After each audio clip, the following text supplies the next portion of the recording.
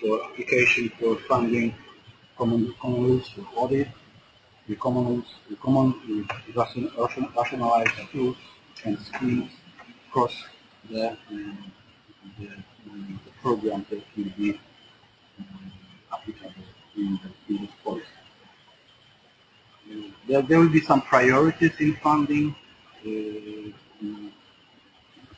particular the strategic framework now observed certain shortcomings in the current system, given the complexity of the instruments and funding mechanisms. Also, the new framework needs to involve users, commercialize the results of the funding of the programs, and generate real impacts on economies. The funding would be also preferential for those projects with critical mass and grant challenges to the European economies. I will not more concentrate on this because I will be ready to answer the questions and open to discuss with you on a bilateral basis. Just one word. The Commission issued recently the Single Market Act. It's a policy that lists 50 high-level initiatives, and when you this is very interesting. When you analyze all the initiatives that go across the European areas of interest, you see a lot of initiatives that have a strong business information components. There are initiatives that require upgrade of the transparency of the corporate information in Europe. There are initiatives that require cross-border availability of data. So my response to this initiative is that the XBRL community and European authorities that deal with financial data may provide solutions, including standardization of business information. Thank you very much. I'm ready to respond to your questions. Thank you. Thank you. As we have not too much time, the floor is for Wolfgang in order to explain what is the way forward in the European Banking Authority. Yeah, I want to follow up on what Piotr told us about the huge changes in regulation that have happened, mostly in response to the crisis. And one of these regulatory changes was the establishment of a financial new architecture in Europe. And as I'm working for the EBA since 1st January this year, I want to introduce this new kit in Europe, this new kit under European institutions. And I want to lay the floor down for future technical presentations and give you an overview of, okay, what is this new kit all about? What are our projects in relation to reporting, in relation to IT? What is our work plan for the next 2-3 years, in particular to 2 products which I will present you further on. I'll keep this introduction of this new system of financial supervision as short as possible, because I'm pretty sure you know, or either already or can read it in the regulation. But basically the new financial system composes of 2 pillars. One is dealing with the macroprudential and one dealing with the microprudential oversight. And where do we find ourselves here as the EBA? We are actually, well, on the microprudential side of the pillar. We are one of the new 3 agencies under the European supervisors. But also we have quite a detailed and specific role in interacting with the European Systemic Risk Board. And this European Systemic Risk Board, which is the macroprudential body of the European system, is relying to a quite a large extent on the EBA to deliver the necessary data and information they need in their macroeconomic assessments, and also they want the EBA to follow up on their warnings and recommendations they will put forward based on their assessments. So these two areas are, well, maybe key areas, and I want to focus on these two parts in my following slides. This is just a slide to introduce the EBA, which is the new kit, as I said. But for the sake of time, I will skip this slide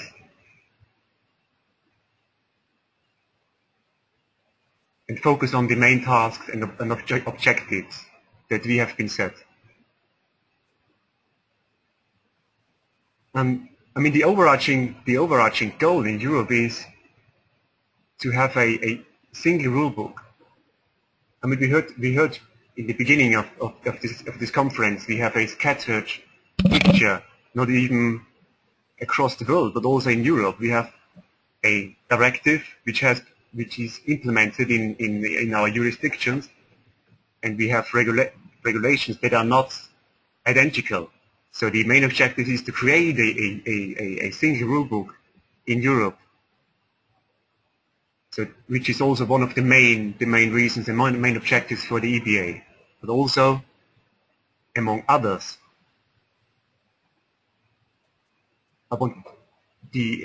let me just focus on two tasks which I think are really crucial for the EBA and have an impact on the reporting and the IT specifications part of the whole setup, which is the developing binding technical standards, and which is the development of a risk dashboard in Europe. So collect data based on uniform definitions from European national authorities, produce reports, analysis, provide these reports back to national supervisory authorities, so provide added value at the local supervisor national level. So they have peer groups, they have data on benchmarking and so on. But also provide reports based on comparative figures to our policymakers, to the European institutions, but also develop a system of easy interaction between all the policymakers, all the supervisors, create a collaborative environment, a secure collaborative environment, so that information flow is ensured among those supervisors and regulators. So again, I come back to one of the main areas, one of the main two areas I'm focusing on, which is the tasks that the EBA has in relation to developing binding technical standards, but also guidelines and recommendations. And one example of these guidelines you might know are the guidelines on common reporting. This is just a snapshot of the status quo. The common reporting guidelines, they are basically lay down or reflect the requirements all institutions in Europe have based on the Capital Requirements Directive. So all the capital requirements, the calculation of it, is reflected in these guidelines. Those were released in 2006, so Basel II implementation. And the last update we had of these guidelines was in January last year, which reflected the CD2 amendments. technical amendments of the Capital Requirement Directive. It is the structure of these guidelines is we have core information which are implemented in all countries, all jurisdictions, and we have non-core informations which are implemented to a one or the other extent in the countries. Overall, to two-thirds of the core guidelines, of the content of the core guidelines was implemented. So the next change of this guideline is coming up soon, which is to reflect what has happened to the Capital Requirements Directive in the most recent amendments, the CAD3 amendments. Those were published in December last year and affect our core guidelines in a way that we have a couple of templates, I think 8 templates if I count correctly now, that are affected to a minor extent, and we have 2 new templates. This is to reflect the new provisions in the Capital Requirements Directive regarding securitizations, tougher securitization rules, and also trading book, amendments to the trading book regulation, in particular the correlation trading book amendment that leads to the new templates in particular. So this is the one area which is very important for the EBA to deliver on. Guidelines and binding technical standards. The second one is the EBA's tasks in the oversight of risk assessment, assessing vulnerabilities and providing information to policymakers and regulators. And one area among those 5 areas is the risk dashboard. Basically, we are required to build a risk dashboard that gives us information on key risk indicators and their development so that we can inform the European Council, the European Commission, the Parliament, and also the European Systemic Risk Board about what is happening on a European-wide basis, and maybe we can also bridge the gap and do the benchmarking to non-European, US, other world indicators in that respect. But that is one of the other main tasks I want to focus on. And what I have here is a picture of how we see the this task being achieved. And what you see here is basically the flow of information and the flow of reports and analyses. If you start at the top of this slide, you see the NSAs, which are to deliver some data to the EBA, to the portal. So we have this European portal where we collect information from the NSAs based on specified formats, and basically what we are expecting the NSAs or requesting the NSAs to deliver are items that you find in current core and FinRep guidelines. So after this portal, we'll also do, of course, some checks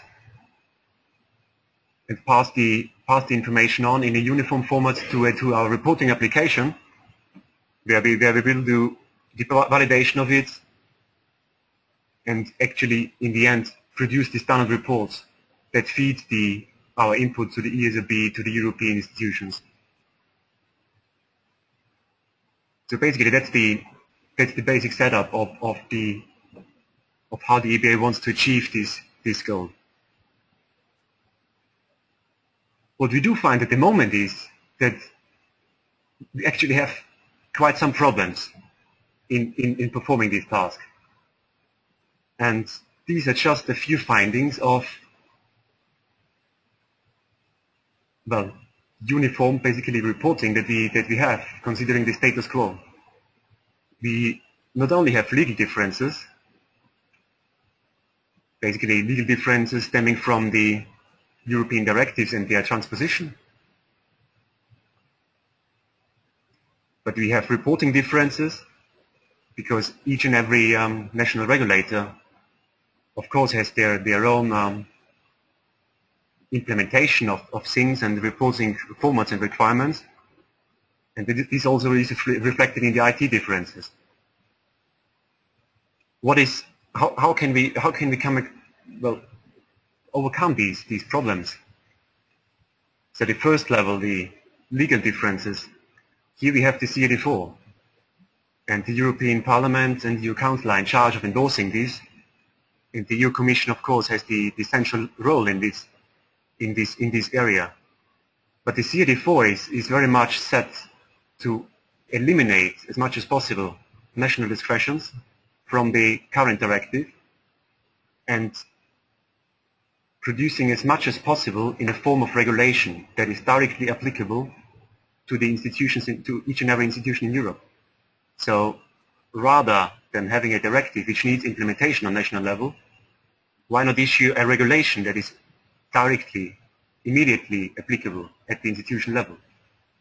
So that's CAD4. How about reporting differences? Here we have the current guidelines on CoRep, current guidelines on FinRep. They need to be implemented on national level.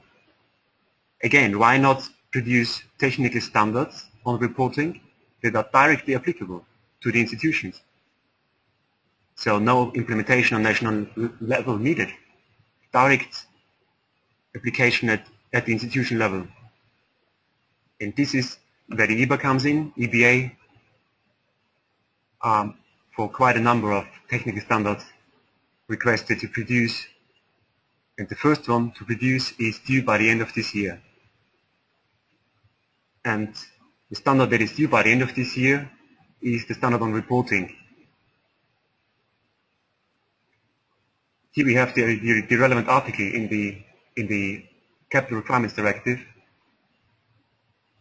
It was the amendment of the directive put forward in December 2010 by the so-called Omnibus Directive. And this is the excerpt which states that in order to ensure uniform conditions of application of this directive, competent authorities shall apply from 31st December 2012 uniform formats, frequencies and dates of reporting. And the EBA shall develop the relevant implementing technical standards to introduce these uniform formats in the Union. I just put on the screen some key facts and or key values of these implementing technical standards. So what's the legal status is that they are implementing standards which need adoption by the European Commission.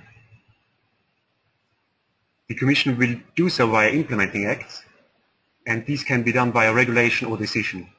What's the difference?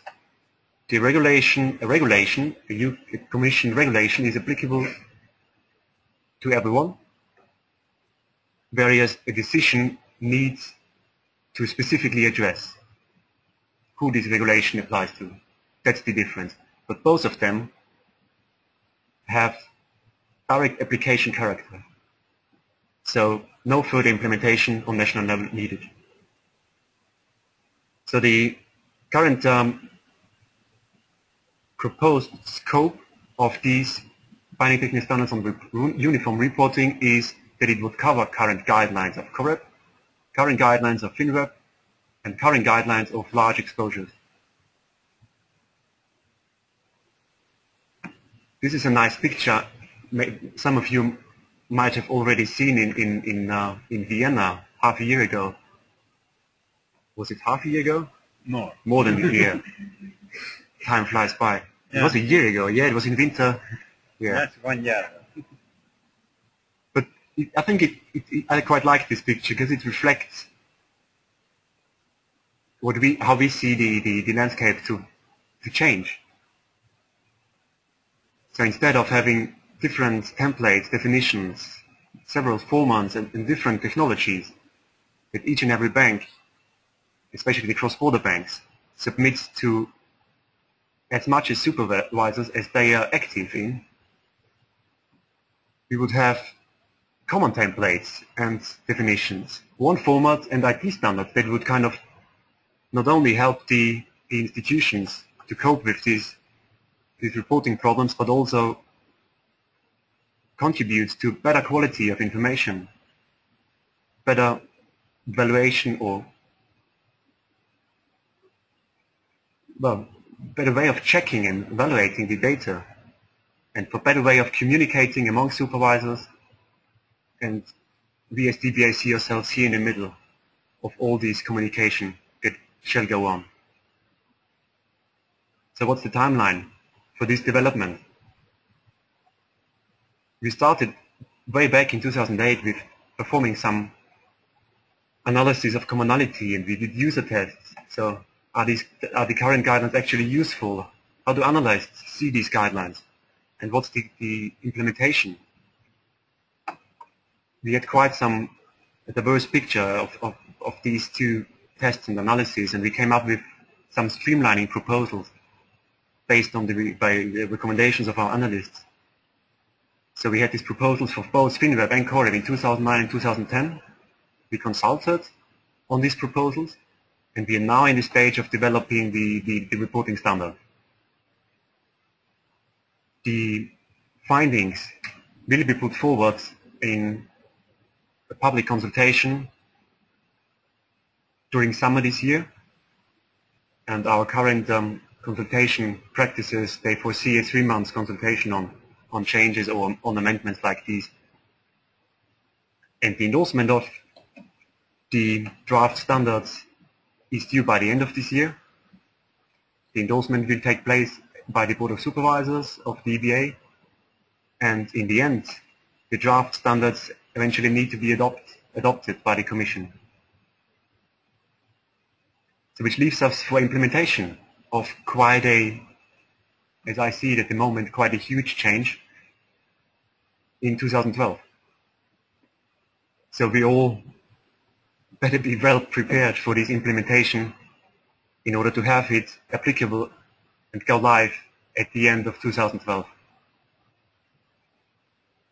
It's a very challenging timeline, and we find ourselves at the moment drafting these standards and having a huge task ahead of us until the consultation. But we will have numerous meetings on our networks level, on CoreWeb, FinWeb, XBRL networks, and we will work a lot on this in the next month. And with that, I want to pass on to Katrin Schmel and Ignacio Boischer, who are doing a great job in the XBRL network.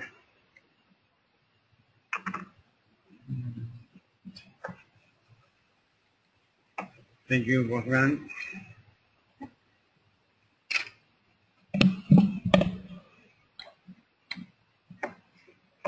So, Katrin, the floor is yours. Okay. In the last workshop in Luxembourg, we showed almost the same slide, the first slide, showing what we wanted to do until the next workshop, and we reached the goal. As you can see in our website, you're finding info. We published the data matrix for FinWeb, preliminary version, but you can see how we go forward, what will be the architecture in the end of this year for CoreWeb and for FinWeb.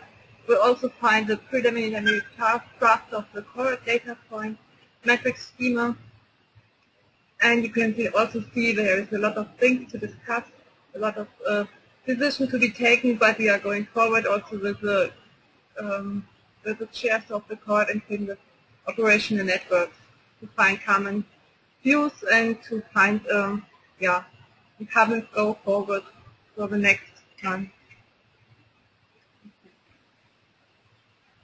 And these are our working tracks for this year. First of all, we have to create the taxonomy based on the CAD3 revision. So after the publication of the template or specified, we can be sure that they will not be changed. Then we start with the taxonomy creation, building on basis on the old architect of current architecture of the version 1.3.0, so we will have a new version 1.4.0.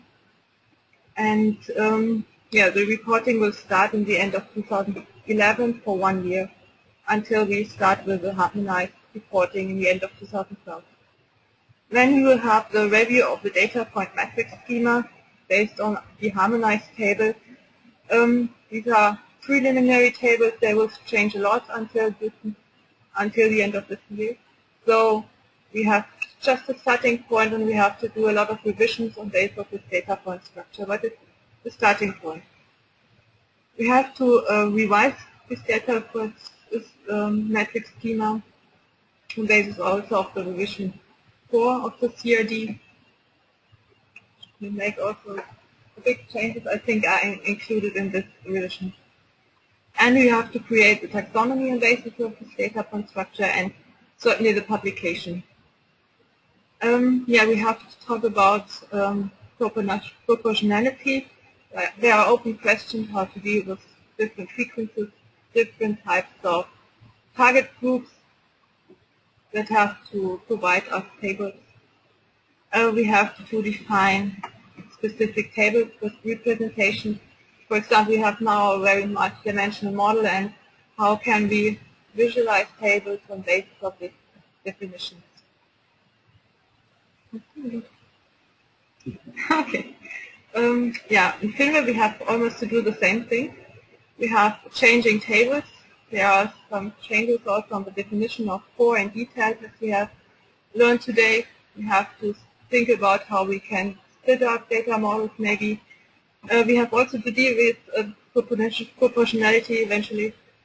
Yeah, we have defined the data point structure, and we have to see how we can integrate hypercubes, build up the definition link base. It's now a bit more complex than before, and we have to find a huge and easy to maintain way to define these cross-template definitions. And certainly we have to create these taxonomies and also the publication of these taxonomies in the end of 2011. For both taxonomies, formula link bases will be provided.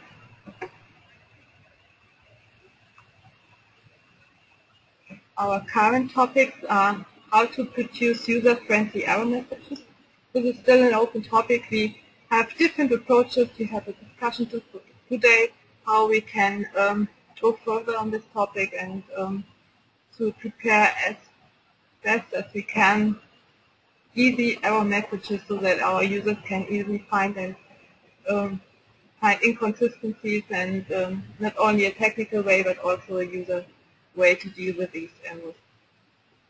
We have to prepare a rendering proposal. As I mentioned before, we have these multi-dimensional tables and not yet a decision how we can represent these tables in a taxonomy. Therefore, we like to go forward and yeah, work in the standards, helping to provide a rendering solution also for this type of topic. Yes, we have a budget, as I have learned today. We have to deal how we can deal with this budget. Yeah, we are now in a new organization, so different rules, and yes, we have to see how we can go forward with this. And we need an alignment with the e-reporting requirements. For example, we started this year with the KRI taxonomy, the previous indicators.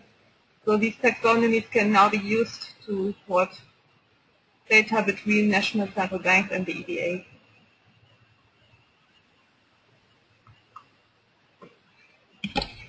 So the question is that the decision or the way in which we work is with standards, because Europe have a large number of countries, and every country, in my personal experience, is very happy to harmonize according to the local procedures of that country. So we need something that is more neutral. What is more neutral? Standards. For such a reason, we work with XBRL. We may invent our own dialect of XML. But what dialect? The Spanish dialect? The Irish dialect? The German dialect? So we prefer to work only with established international standards. but since the very beginning, we are some steps behind, in front of the international standards. We suffer that when we start with use dimensions, XBRL International lack of dimensional standard. When we decide to validate in source with formulas, XBRL International lack of formulas. And we also try to contribute to versioning that not with the same success that in dimension and in formulas. And now the topic is rendering. Why rendering? Because the supervisors use paper, and the paper is bidimensional by nature. It's bidimensional. All the supervisors is in 2 dimensions in a table. So I know the supervisors that are unidimensional in a long list of elements. But okay, the European supervisors are more clever and work bidimensionally. The problem is that, in fact, the reality is a bit more complex. The string theory of the universe have 11 dimensions, but correct have 16 dimensions. How to map bidimensional supervisory templates with multidimensional IT approaches? So we need rendering. And we need tools to test that if this is running or is not running. So this is when you go hands-on, you need test, you need something to do. In the very beginning, Catherine, Ham and Panayotis and Madalena developed the first dimensional tools worldwide in an open source, even with a macro of Excel, helped by a colleague that preferred not to disclose his nationality, but in 1 weekend prepare a draft how to prepare with a Excel macro dimensional instance documents, and we demonstrate that the dimensional approach is valid. But now, this was 5 years ago, now we are more professional. So when more professional, seems that we need external professional helping us. So to do that, we invented the Open Filing Initiative, that is basically ask for money, maybe for the European Commission or for other, to invest in proof of concept tools to help us to develop standards. Yeah? Proof of concept for instance, we have Herr Fischer here. Herr Fischer will be present tomorrow. A wonderful example is libraries to work in XBRL with Python. Or other colleagues from Spain and from Belgium and Poland present a plugin of Excel in which we are working with taxonomies and with models. All of these obviously are not commercial tools. We don't plan to enter in the commercial battles, provided that the software vendors don't try to supervise. So we are supervisors, not software vendors. But we need to do something with this kind of tools. A link with other projects, for instance, in IFRS, we have extensive relationship with IFRS. Other point that we are doing is knowledge transfer with international conference, workshop. Also, for instance, the COREPA and FINRE taxonomies are in use in the Reserve Bank of India. We have here the XBRL architect that transform European COREPA and FINRE for the Reserve Bank of India needs. Probably next year they will be more advanced than us, and we learn from India. This is the topic. And also a point that Europe has 27 countries. I make an academic research. What are the difference of XBRL adoption among these 27 countries? Big countries and rich countries use XBRL. Poor countries and small countries don't use XBRL. So they are a digital divide. What is the problem? In this institution, European Banking Authority, all the 27 countries have a vote. If we don't take care of small countries, probably the small countries will reject this kind of standard because don't feel their needs. So we need to be proactive to help all the 27 countries in Europe to close the digital gap, the digital divide, and be able, everybody, to work with XBRL, not only Germany, not only United Kingdom, or not only France, also other countries. Okay? To do that, we need to prove materials to whom? To local entrepreneurs, local developers, to the academy, in order to implement XBRL according to the local needs. Because for I check with companies in XBRL Spain, for instance, to develop XBRL tools for small enterprises for business register.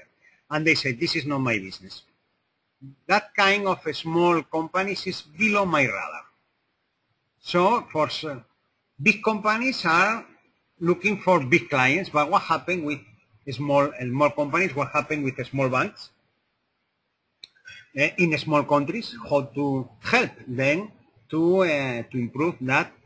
And also the point for us is to provide best practice. Why? Because each country will add local flower, national flower. In spite of all our efforts, by sure they will add local flower because there are local traditions, local needs, local legacy systems. We are also working in developing best practices. Koizumi-san will be here tomorrow in order that he is the chair of XBRL International Best Practices. Michele and me, both of the XBRL team, are members of the Best Practices Board, as well as Catherine and Victor are members of the standard working groups, and we are committed with XBRL International to develop best practice, for instance, dealing with administrative data. For instance, who reports something? What is the contact point? This should be included or not. If this is included, in which way? Or the reports has to be sent, the modifications has to be sent the complete instance document again, or is possible send part? There are topics that our idea is to provide best practices, how to deal with that, provided that each national supervisor will do whatever they want, as usual, but at least to say, please, you have European best practices, please don't reinvent the wheel. And basically, that's all from our side. So we have now a few minutes for comments, and also for logistics, remember, the toilets are not in this floor, it's upstairs, up lift or down lift, because in this floor are on repair. Now we have some minutes for comments, and I have to return to Madrid for other things. From now on, the chairperson of the workshop will be Catherine. But in this moment, the time is open for questions, remarks, or comments.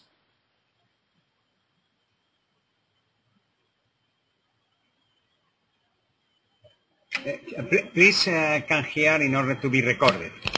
All of this workshop, remember, is being recorded. Be careful with your expressions, because it will be also uploaded to Eurofiling.info website. Okay, my name is John Galan. I'm head of accounting of Dexter Bank. We are an international bank, and sometimes what we have felt in the past is, even if they are same definition of element, like for example exposure and default, remortgage, in one country they ask to have, with the same wording, the exposure before the reduction of guarantee, sometimes after the reduction of guarantee. So even if the term, the sentence, and perhaps also the tag is the same, or the remark of a user is to add a more clear guidance on the definition of element. It's not only for supervisor, but also normally for IFRS, whereas we know that IFRS is more on a principle based, so that if IFRS wants to keep a high level conceptual analysis, we hope that the regulator will give more details, of more insight on the definition of some term. Otherwise, with the same element, the same tag, you will compare different figures for the same bank or for different banks. Thanks. Wolfgang? Indeed, I mean that's the core problem that we have identified. Differences in the definitions of items, even when, as you say, you use the same label. And where does it stem from? These differences. These are exactly two layers. You have the difference in the legal implementation. In fact, the regulator of different countries have been given a different concept, the same definition. Yeah. And the problem is, why is that happening? Is because of the legal interpretation, so the interpretation of directives, and also the differences in the reporting regulations on national level. So what is happening now is that the directive should be transposed into a regulation without any implementation on national level, which would eliminate the first level of this problem. And the second one is the national regulation on the reporting of sins. So providing the definition for reporting purposes, this also is now on track with the binding technical standard to be adopted as a regulation. So which would eliminate the national legislation or regulation in this area, which would be superseded by the future technical standard in this area. So that's I hope we can address exactly your problem in this respect. And I think detailed technical input towards this would be a core issue, for example, to the core network. Maybe, I think your colleague, Pelitari? Oh, ex-colleague. Okay, yeah. But your input during in the industry expert group, that's very much welcome. And if you raise it there during the consultation, during this year, I'm sure we can take it up. More questions?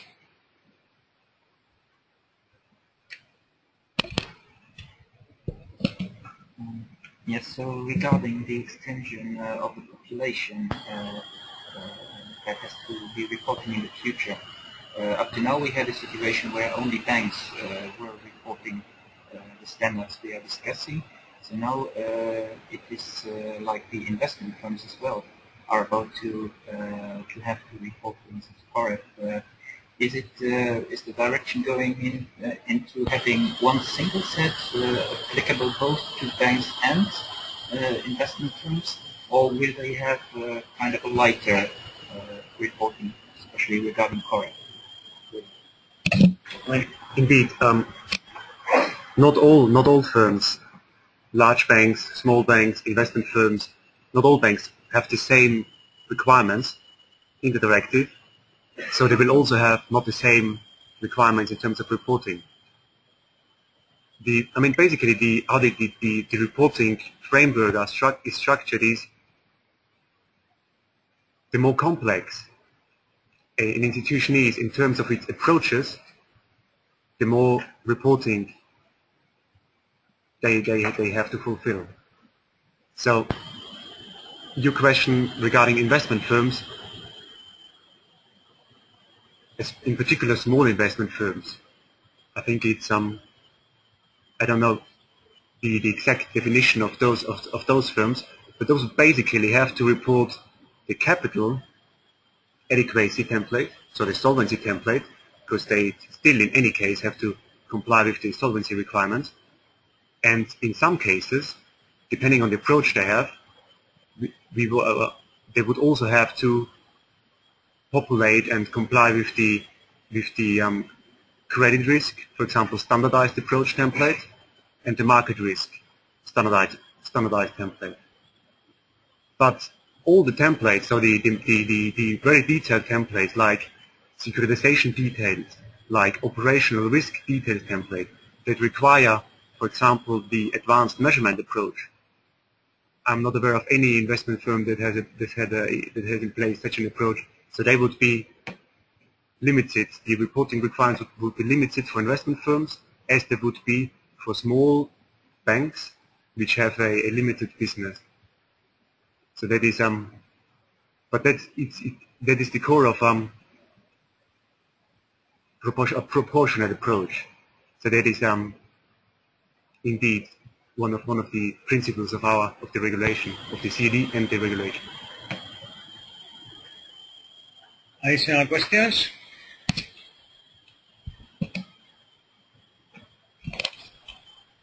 To be honest, I don't have any questions. My name is Mr. Schutter. I'm representing the Center of Excellence for EMEA. So I don't have any questions, but I can tell you that I will do my best to support you and provide you the tools for POC, as you said, because you need the tool for taxonomy development process, because we are supporting formulas as well as rendering. So I will try to negotiate with my headquarters in order to provide you with the software for a period of time when you are working on the taxonomy development process. Thank you. Okay, thank you. Any other comment? Okay, if there are no more comments, I repeat logistical issues. First, remember, toilet, 1 floor up, ground floor down. We have coffee here. At 6 p.m. as maximum, we should leave this area for regulatory reasons. I don't know exactly. This is the good news. And the additional good news is that just in front of this building, there are a pub in order to socialize among the people that are interested in being. Obviously, this is not complementary because our budget is extremely limited. But anyway, all of you that are interested in share some time and maybe some beers with the colleagues, just in front of here in the 111 or Broad Street pub, a typical English pub. And from now on, Catherine Smell will chair the workshop, and so the coffee is waiting for us in the entrance. Thank you very much.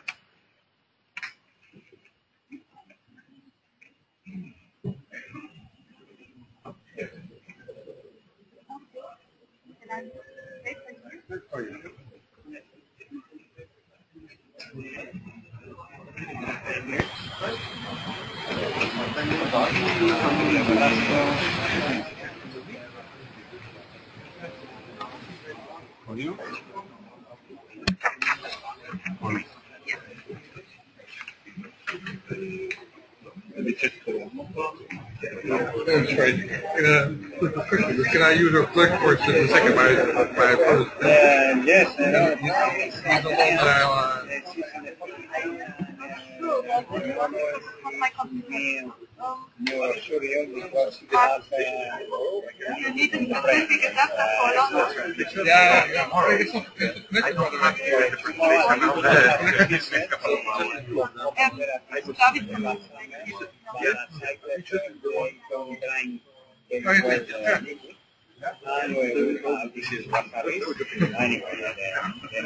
I'm not sure about the calculator. Is there a way that I can calculate that?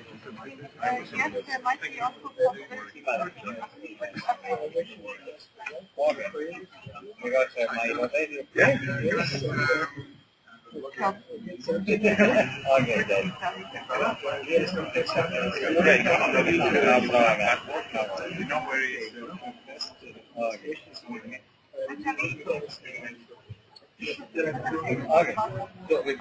We need everything from it. We have user Thank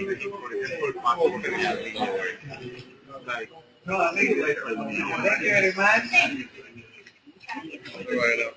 No, the question is for me,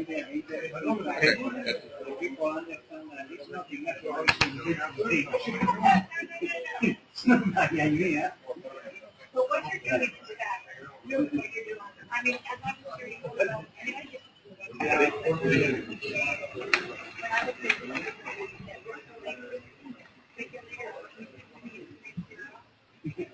in order to avoid the bureaucracy, we basically work a bit on parallel, our own environment, our own website, our own everything. In fact, at the end, the technical colleagues required to publish in all websites that is the EBA website, or in the Bank of Finance website.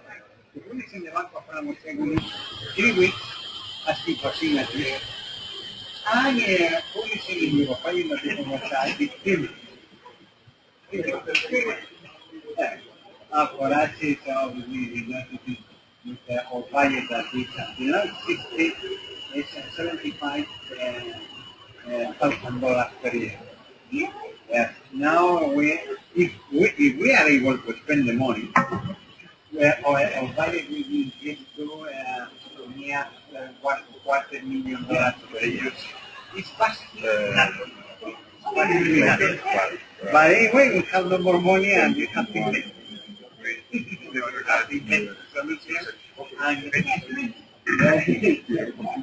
we have money, we don't need to invent open filing approach, because if we have no money, So you can use the other one if you want. collaboration.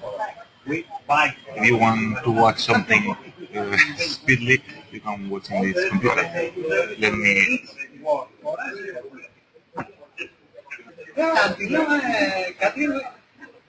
The company is crop soft.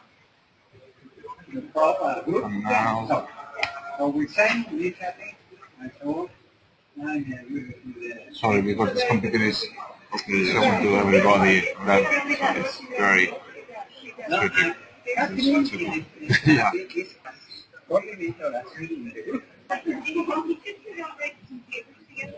Yeah. Well, one is more equal than the other, according to your source. More one equal than the other.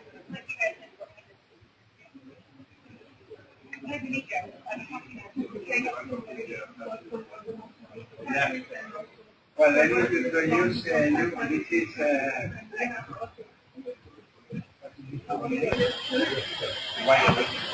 so the exam website is from the European Insurance and Pension Federation. She is the chairman of the Federation. And Luis Mater, the French chairman of the Federation.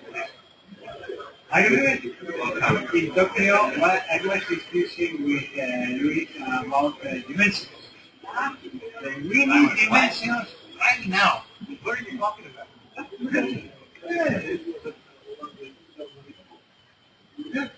Fine.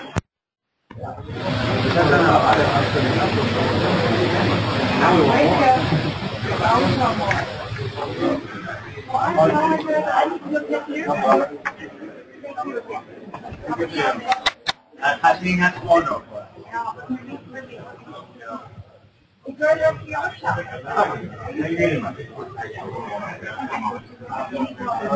No, I will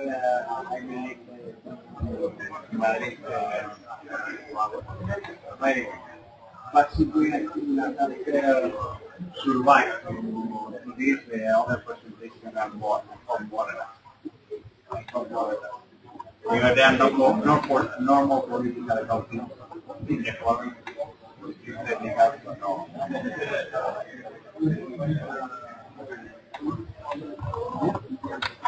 I don't think like trying to remember something. Not that way. It's something happened. I will take the, I want to go to remember the phone and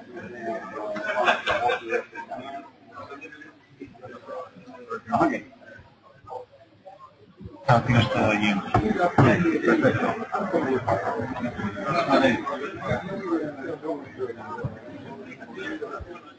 La primera but not too shortly because in this week I live 7 days because my daughter I have to return to take care of her. Probably I will be very busy in the 7 days more. After that, no problem. But let me introduce you, Javi Mora. Dave. Dave is not only the vice chair of XBRL International, as you know in the emails. He's the chair of the membership development working group, and Javi and me are quite active in our first priority is Europe in XBRL Spain. Javi is the manager of XBRL in Spain. He's a full-time employee, the only full-time employee of XBRL Spain. Also, he's the webmaster of XBRL Europe. That is a disaster of web page for the engine. Anyway, so we have a number of developments in Latin America, web page and other things, but obviously we focus mainly with regulators.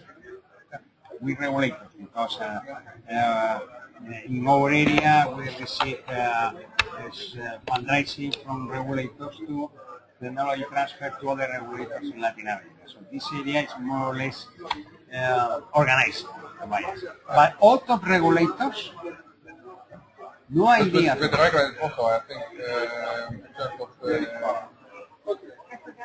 have one other thing. We have one thing. Were you talking about? I was looking out in the hallway for you. No. Yeah, okay. Because the folder EW together. Yeah, no problem. As you prefer, the PDF for the website and the folder is for you prefer, we may organize a webinar. This is a webinar. We may show you what we are doing in Latin America, the training courses, the web page, everything we do, but for regulators. All the regulators in Latin America, we basically do nothing. You see how to leverage that network. Yeah. To build the Latin America jurisdiction, whether it's by country or as a region. That would be quite idea. We try to promote jurisdictions or groups or organizations in Latin America since 2005 with very limited sources. And we are a bit fed up. We are a bit fed up because the regulators go one by one to a Bank of Spain or to Spanish regulators and to XBRL Spain and we say, we are not consultancy firms. We are unable to help one by one because it's too expensive. If you are collaborate and make a network and organize yourself, we will be other members of the network. But we are not the master. The Spanish colony ends 200 years ago. And please don't ask help one by one. Next Monday I have a conference call with the Financial Supervisory Authority of Colombia.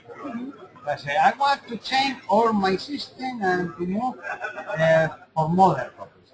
Go to Pricewaterhouse or go to Ernst & Young or go to our consultancy. Not because it's very wrong answers you put in here. For that reason, I don't Anyway. They say, no, you are very advanced in Spain, in the Bank of Spain and the securities regulator and so on. Why not to tell us? We are not consultancy firms. We are not software developers. We are not computer developers. We are not IT standard settings body. In Spain, we are involved in all. This is the topic. I think from an economical point of view,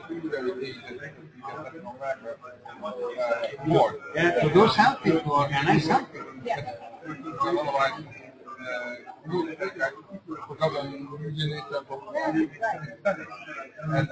all control also about developing right? And what they want. Yeah, this is the idea because we are extremely interested in promote Latin American organization, not Spain taking care of Latin America. It's Latin America taking care of themselves with, for instance, our help and the help of others. But the president, the vice president, the secretary, everybody must live in Latin America, not in Spain. And so you support having a jurisdiction in Latin America? I think that this is the only option for you. The only option? Because except Brazil, maybe Mexico, the rest of the countries have no critical mass. Right. They are not critical. But can you think with this? If you stop the process, and just share that's the way that we get to this organization. I don't know. The question of this organization is to identify communicators.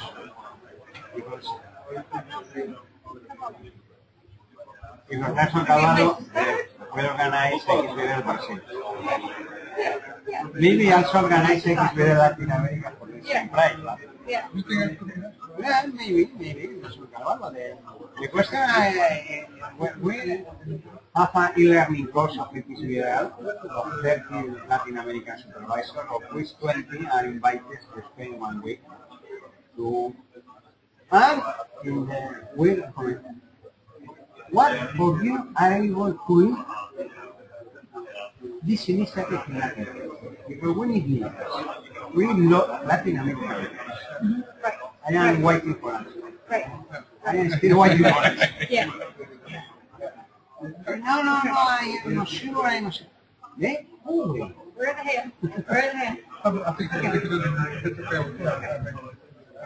Yeah. We should bring some.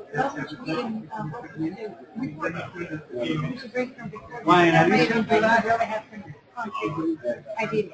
the other topic is I will try to convince the new president of Spain that editates the general directorate for the previous one and also the presidency of XBRL Spain is in charge of the social protection thing, but in Brussels.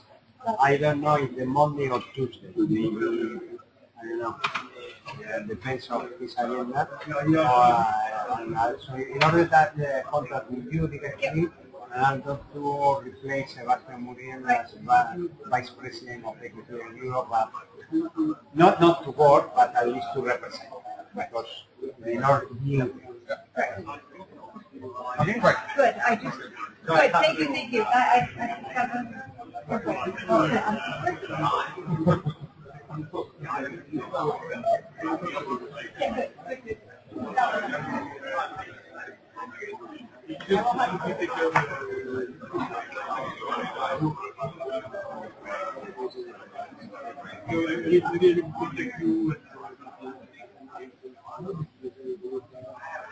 I need to talk to the Nelson about who that IRC something to get information.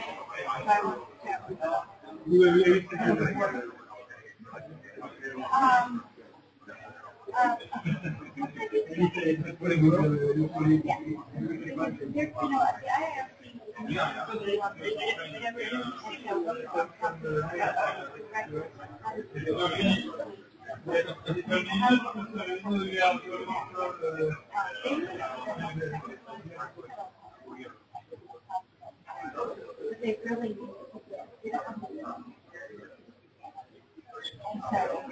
great thinkers.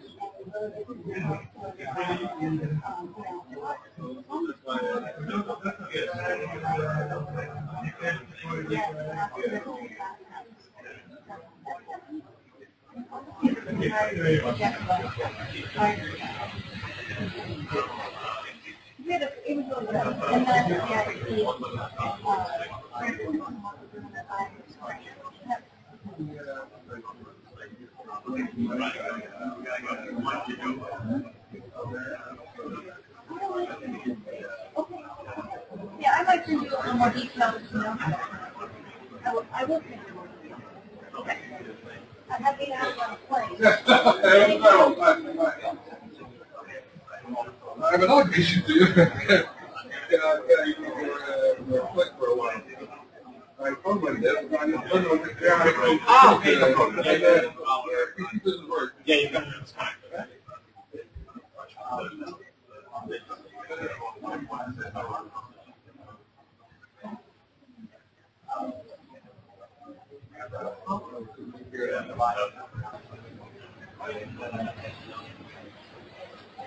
You'll be here also tomorrow?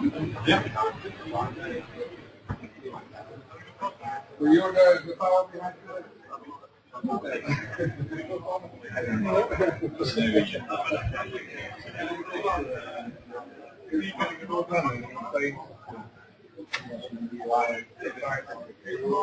Yeah, let's have a whole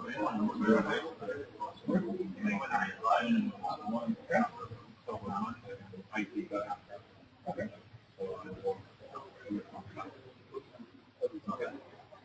Did you work with your Yeah. zijn ook ontwikkelingen komen voor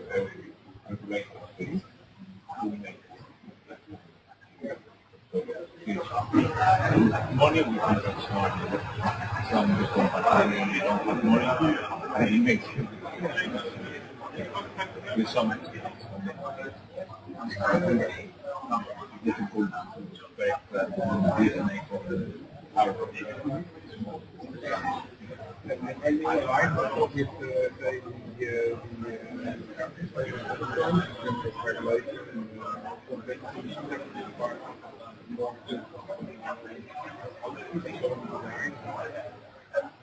I make well, this thing that's on it's similar to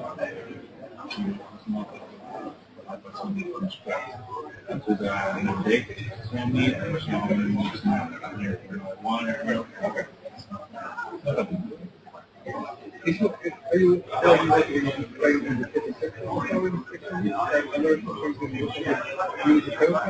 yeah. I know very well this small time. I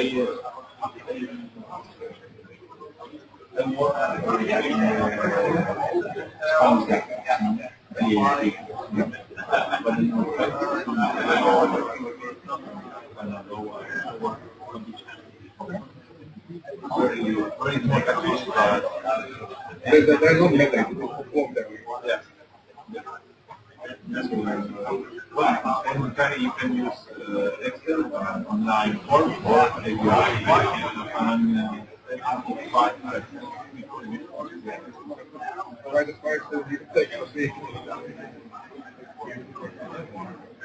because it's more easy because the software vendor so people only have to export XBRL and then upload to the municipality processes.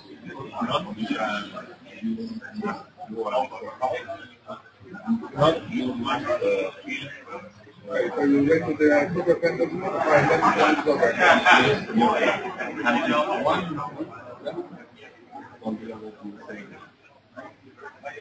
so you provide software to them, or is it no, we provide the sole providers and say to them, please because we want to see this information yeah. So we have to things that be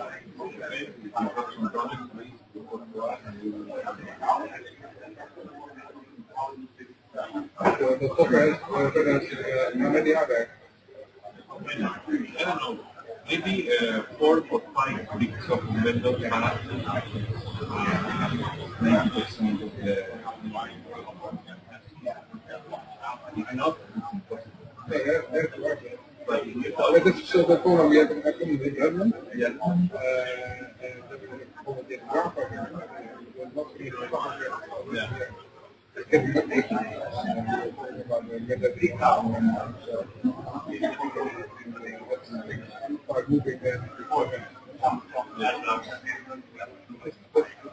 Very in line, so it's a success or not. It's important. How difficult is to add in Aruba? Don't worry, it's very easy. So you also work on Latin America? No, I don't work in Latin America. And though we have online codes, 11 codes, and one of the organizations, we go there, so meetings, but not working in person. Only one, technically one, only comes with title. The only one that has a project working.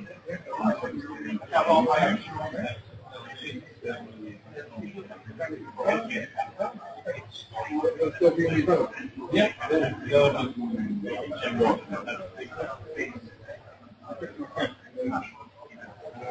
working in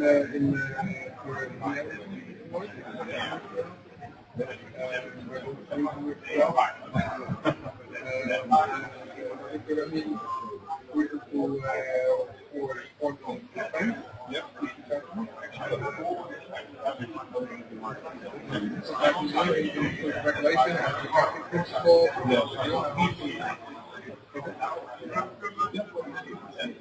Let me get to a topic. Big term can be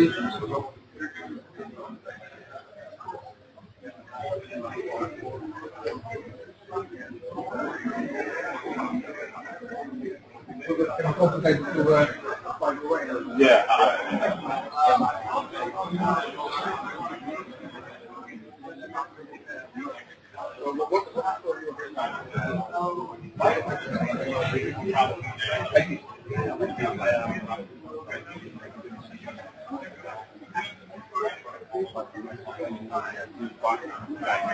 Usually logistics, meeting. Yeah. That's what we're working with. Yeah, I am not bored at all. I can imagine. We wake up at 5 o'clock, Madrid. A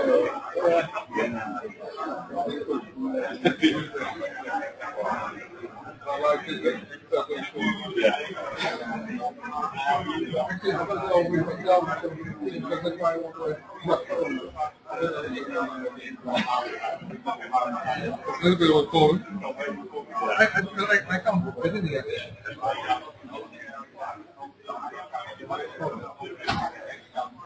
Finally,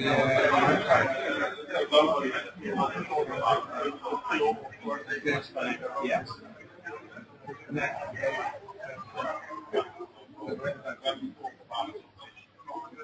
And now you will be doing much better saying that.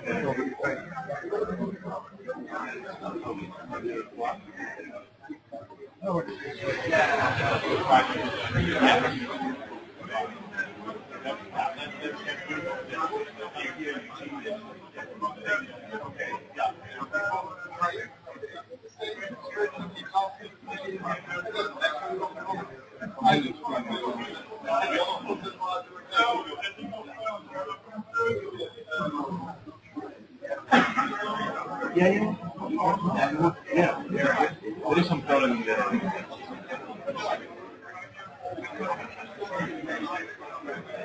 No.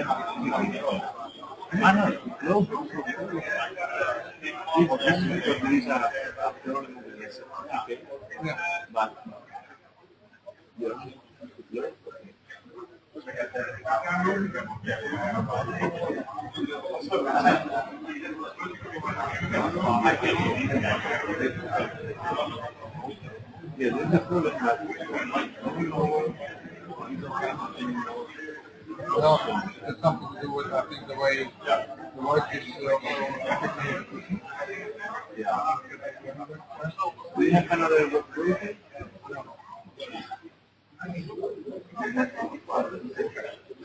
Yeah. Okay, good. One more.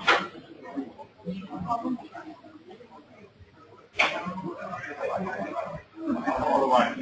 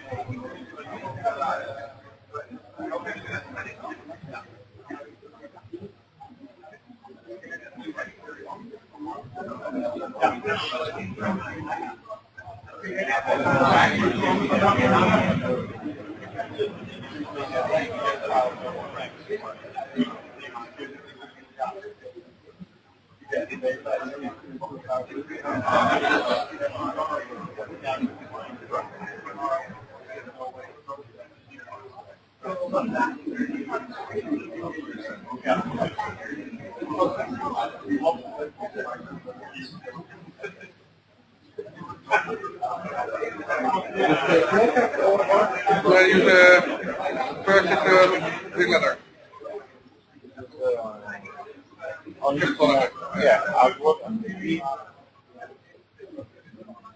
income, and the other one, well,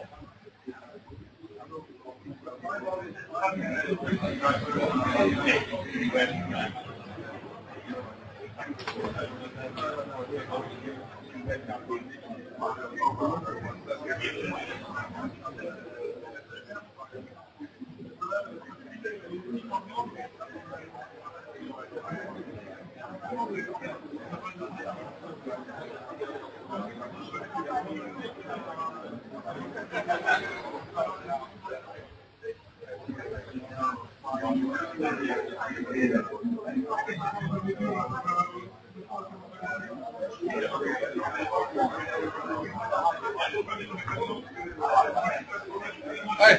He's got to jump. Yeah, hi. He's supposed to tap you on the shoulder. He's got to, ooh.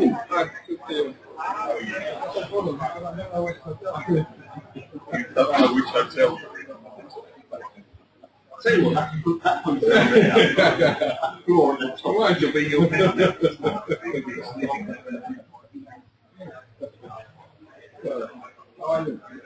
Andy, very well. This is a nice easy one for me. I have to go on the tube and come over. I think we said more meetings, in fact, all meetings should be held with. I think you should come here and speak to everyone.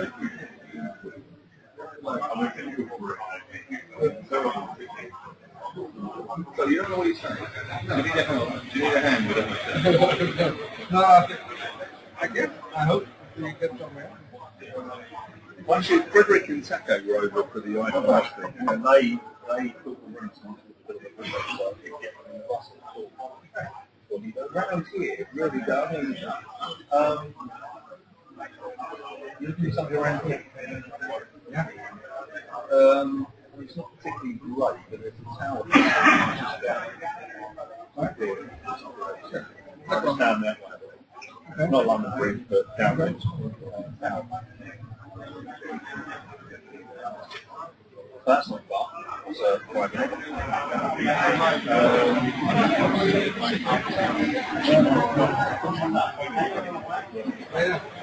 James, but you got. Yeah.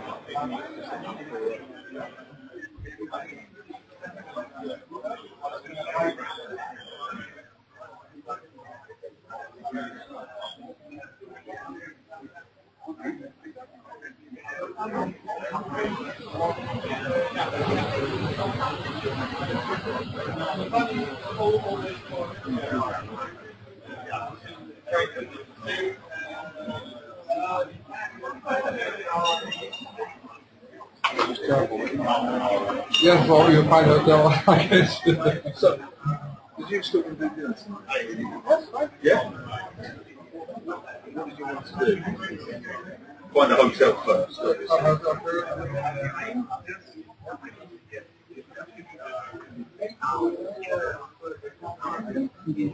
let you sort out your hotel. If you need a hand, I may be able to sort you out with a hotel. Catherine, how are you? Nice to see you again. Chairperson. That's good. That's good.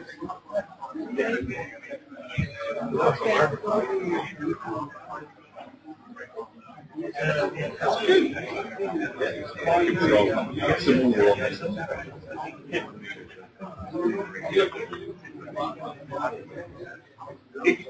if you want me to.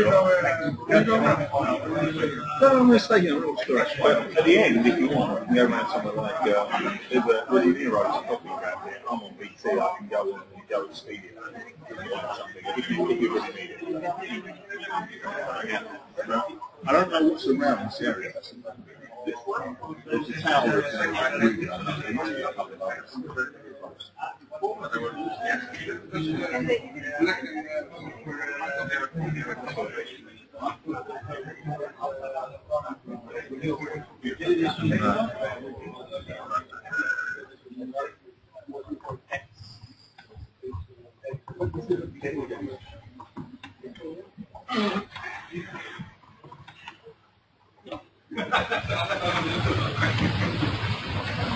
Okay.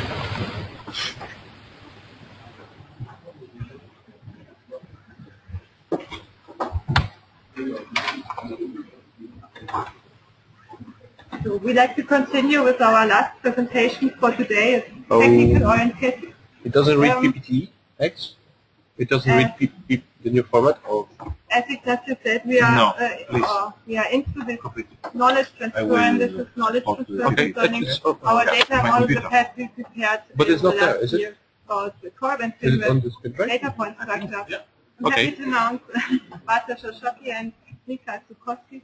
They both were very involved, or had initiated this type of data point metric schema on basis of the metric schema initiated by the Bank of Italy, and they both are very involved into the development of this data point metric schema and the taxonomy for that. Bartosz is the technical expert of XBRL, and Mikael is our link between the business users, ThingWeb and Core Network, and he has deep knowledge about Core and ThingWeb and also about the technical details of XBRL. So thank you for coming in. Thank you for introduction, Catherine. We'll start in a moment because we have some problems with standards. This is old version of Office 2007, and we have the new version of Slides, so we'll have to wait a moment until Javi converts it.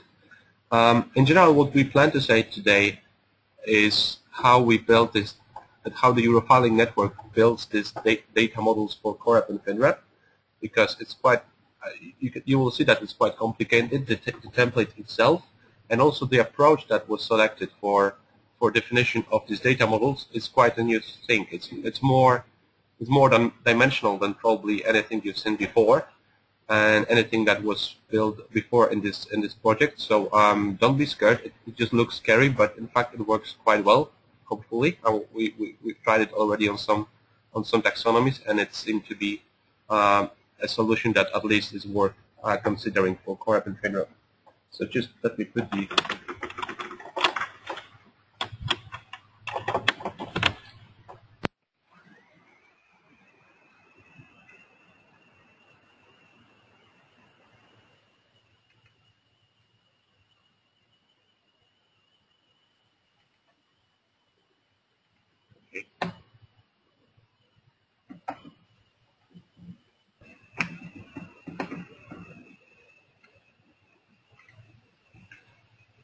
So the agenda is, first Michael will talk about the information requirements, so the underlying reporting requirements that we try to model in XBRL taxonomies for FinRep, Corep, and BSI-MIR.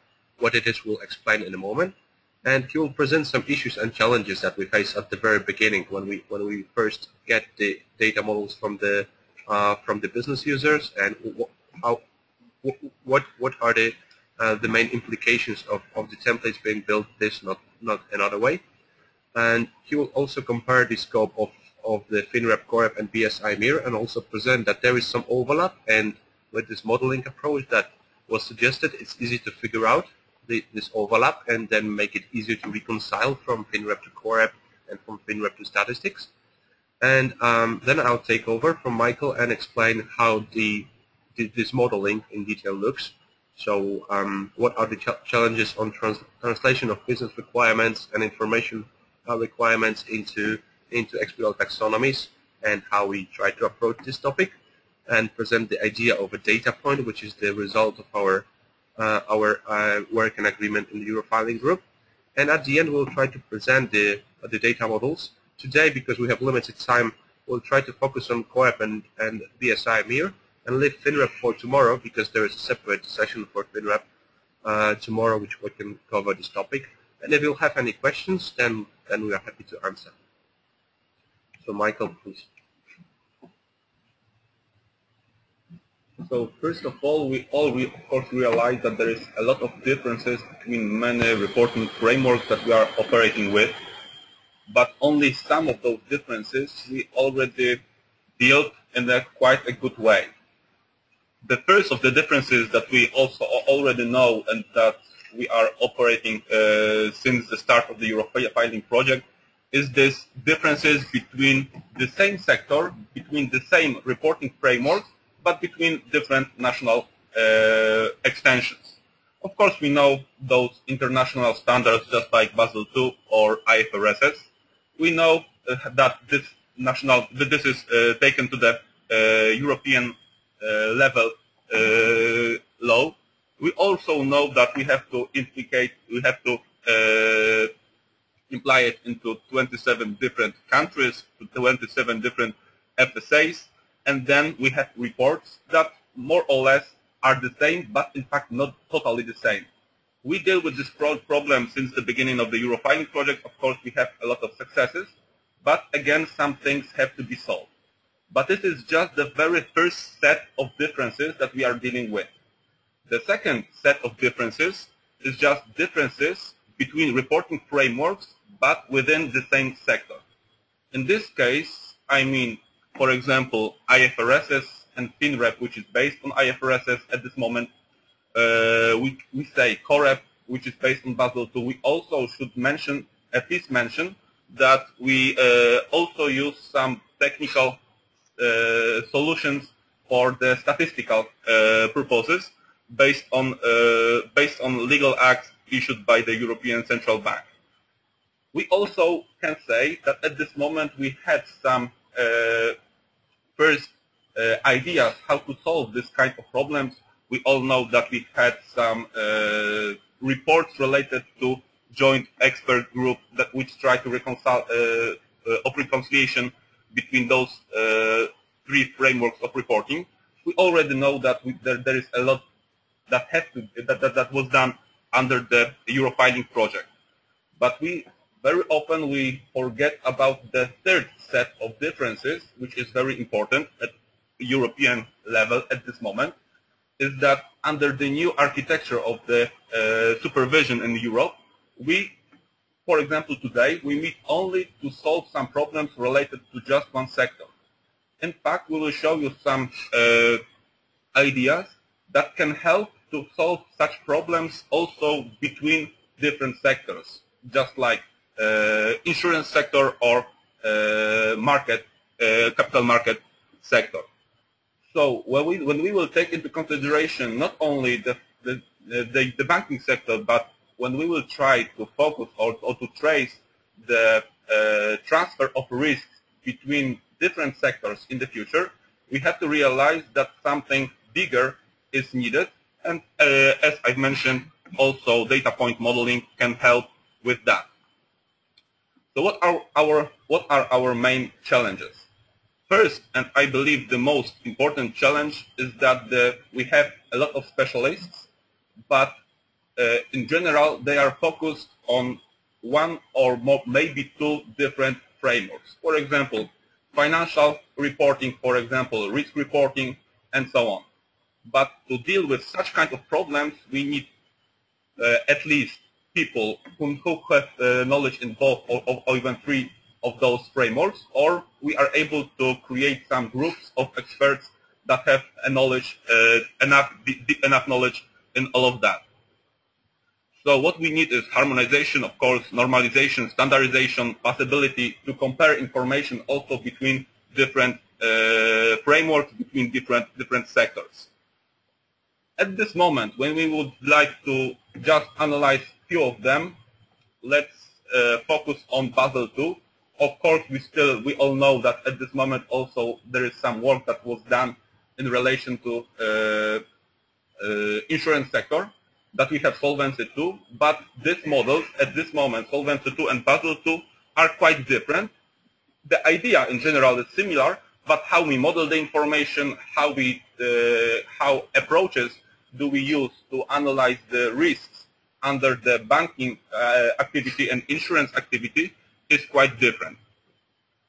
The difference also is caused by this national discretion, but already some experts today already mentioned that those national discretion, the number of it, will be limited in the future.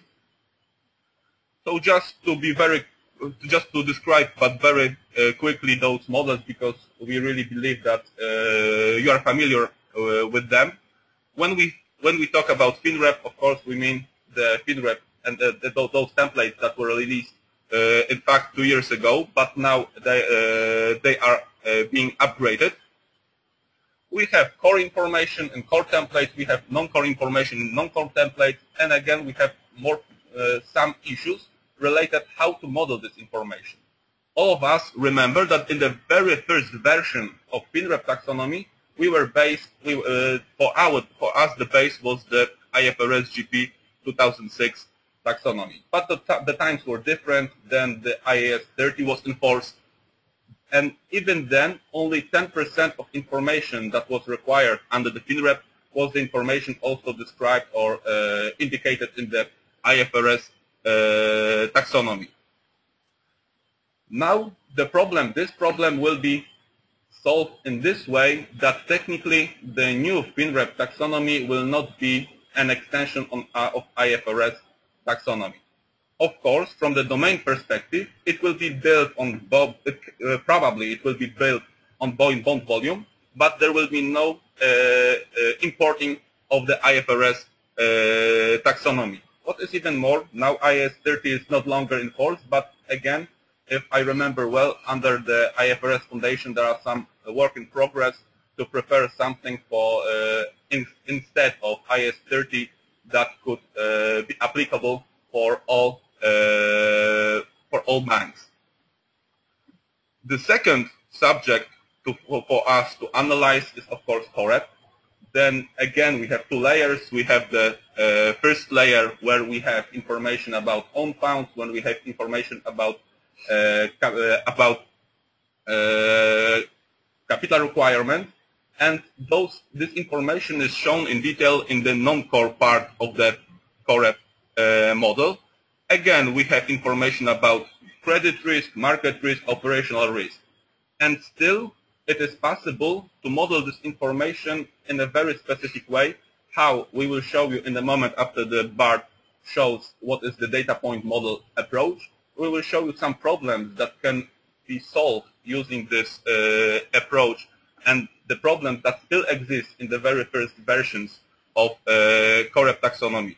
What is important, our goal was to create, at least at the very first layer, at least 80% of information that should be required across countries, and in general this task was done. But what is related to second layer, in fact, the national discretions were the level of national discretion that was allowed was too high, and probably next versions of the COREP also will solve the problem. But even at this moment, we already know that there are some processes that try to make COREP and FinRep more alike. The very first of them is just to ask banks for the FinRep data using the CRD scope of consolidation. But this is not only the case. About different cases we will mention in a moment. The third model that we tried to cover, the third reporting framework, is statistics. This one, the statistics that was prepared by European Central Bank is quite explicit, to be honest. In fact, more explicit than the first version of COREP or FinRep, especially taking into consideration the breakdowns that are applicable across EMU countries. So then when National Central Bank asked for this data, the bank that should send the report knows exactly what data is it asking 4. We will show you that the model or the approach that we will show in a moment more or less is similar to this approach, using some breakdown that should be mutual exclusive, and in fact every information that is being transferred from the reporting entity to the supervisor is described in a very explicit way. In this case, there cannot be any doubt what information have to be reported. The BSI-MIR project is the Spanish version or Spanish extension of this model created by European Central Bank. And in this case, we will show you how such models can be extended, models that in fact also use data point modeling approach. In this case, when we check the information that is being transferred, that is being sent to the National Central Bank, we can check what is the instrument that has to be identified. In this case, loan. What is the maturity of this instrument? And putting all of this information, we know exactly what data are we asking for. So as I've mentioned before, this approach also is used by data modeling approach to data. But that task is not that easy. First of all, the very deep analysis is needed just to reflect the differences between models, the reporting frameworks. When we will analyze just 3 of them, FINREP, COREP, and CIMIR, we will see that the number of differences is quite high. In the data point modeling approach, we are able to identify those differences and build different models using very similar structures. In this case, FINREP, COREP, and statistical reporting have, of course, different purposes. In FINREP, banks need to report information according to IFRS. In COREP, the most important thing is the capital adequacy, and in the statistics, the most important thing is to show how much of money is transferred from the money-creating sector, so-called monetary financial institutions, to the non-financial sectors, or rather other than monetary financial institutions. Background, totally different. In this case, FINREP, IFRSs, COREP, Basel II, and next version, Basel III. In the statistics, banking accounting directive, ASA 95. And again, using some of this kind of approach that we will show you, it is possible to reflect such different information in a very similar way. The problem that we face also in the FINREP and COREP project is the stability of those solutions. In fact, only in one of those 3 frameworks the stability is crucial. When we talk about data series in the statistics, it is the most important thing. From our supervisory perspective, the situation of the entity that is reporting at this moment is the most important, but we would like to have those models as stable as it can be. And again, probably using this approach, it is possible to reflect or include a lot of even huge, significant changes to the model in a very convenient way.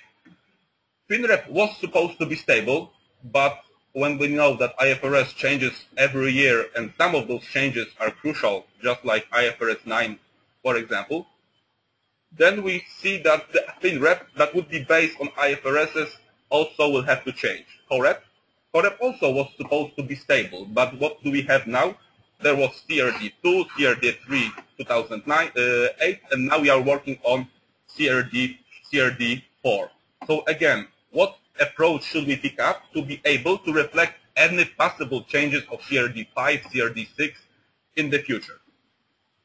The structure is just templates. We will show you in a moment that, in fact, in our approach, templates are not the most important thing. The most important thing is data that is being transferred or is being collected by the reporting institutions. So in fact, about structures, about first, second layer, core, non-core information I've already mentioned. So let's go a little bit further.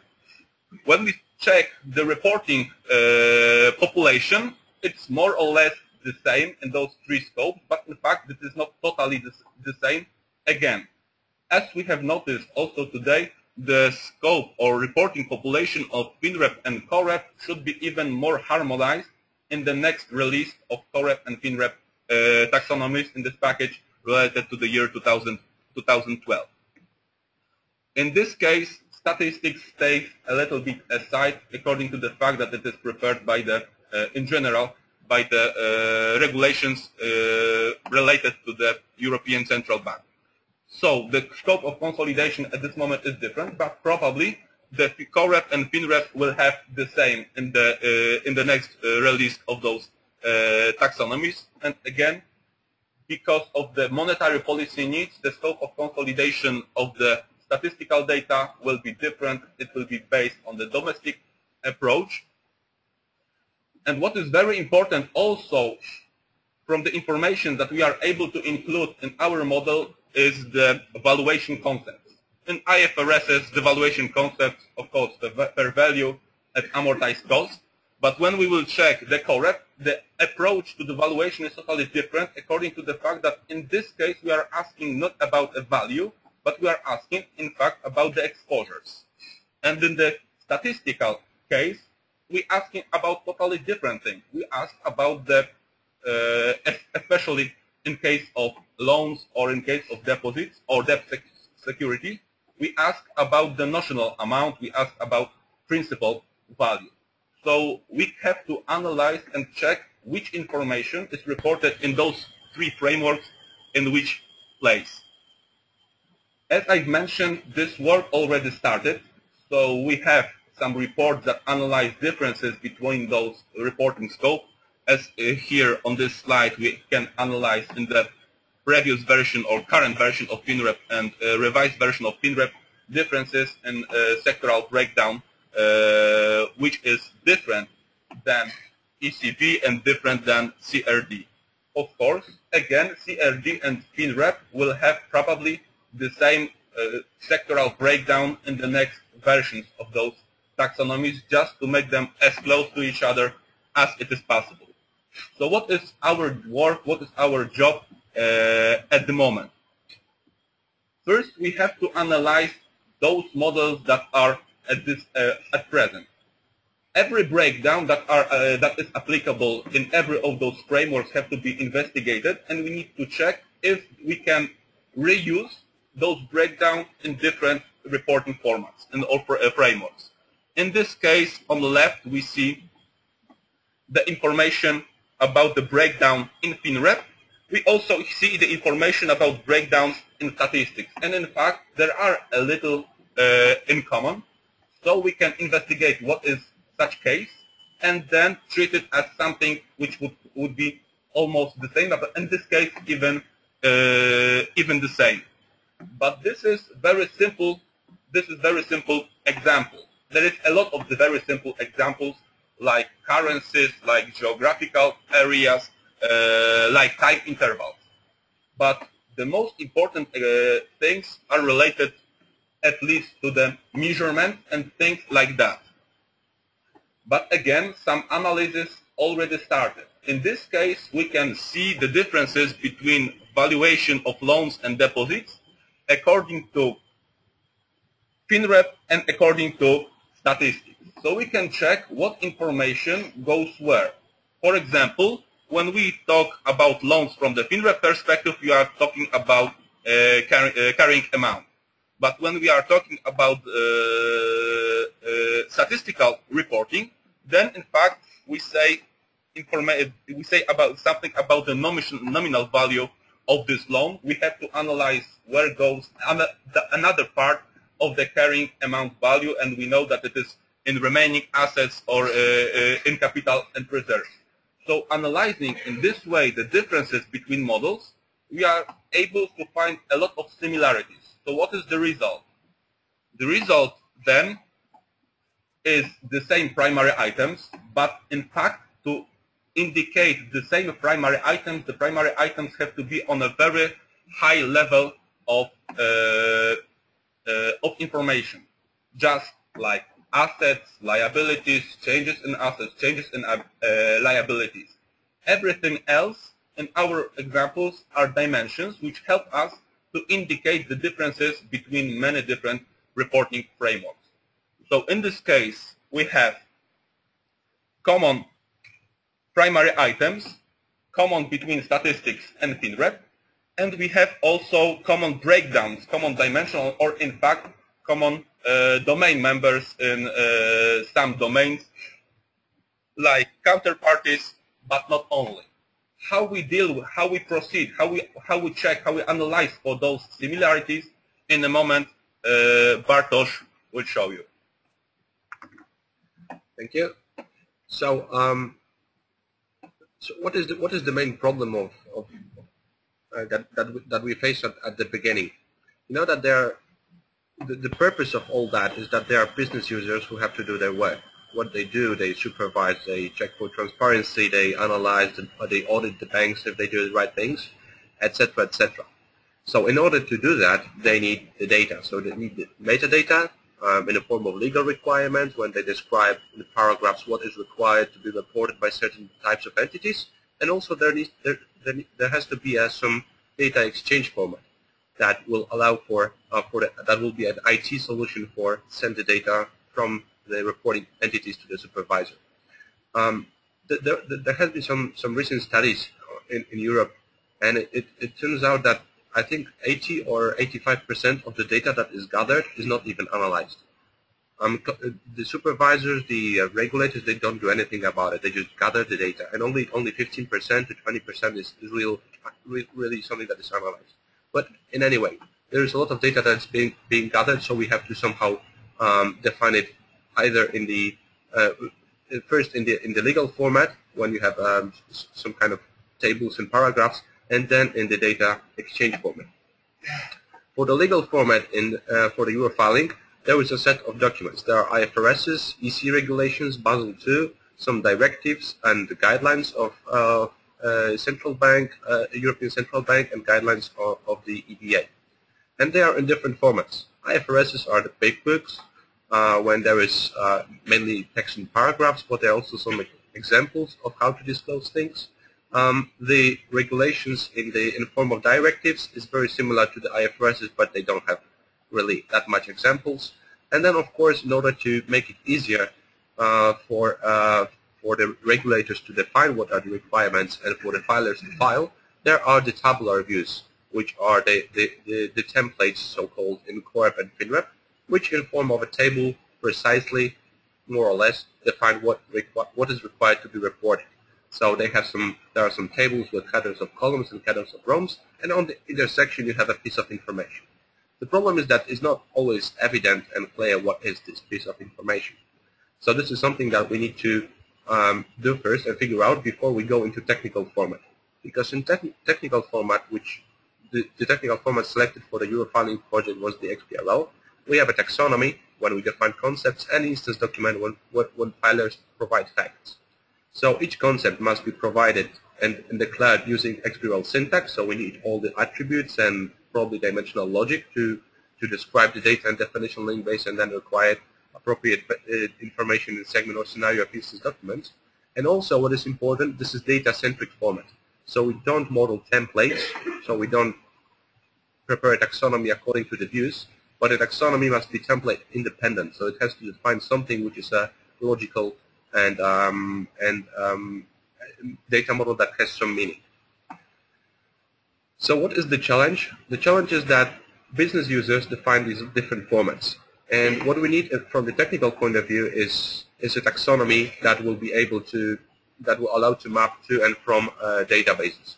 The thing that we are missing is something in the beginning, in the middle, and this thing in the middle is something that we need to come up with in order to allow business users to define the requirements in the format that we will be able to model a taxonomy in a proper way. So take a look at this example. This is an example of the old FINREP, I mean the one that is currently used, but not the one that's most recent template. and it's table 3, which says something about derivatives held for trading, which are broken down by type of risk by instrument.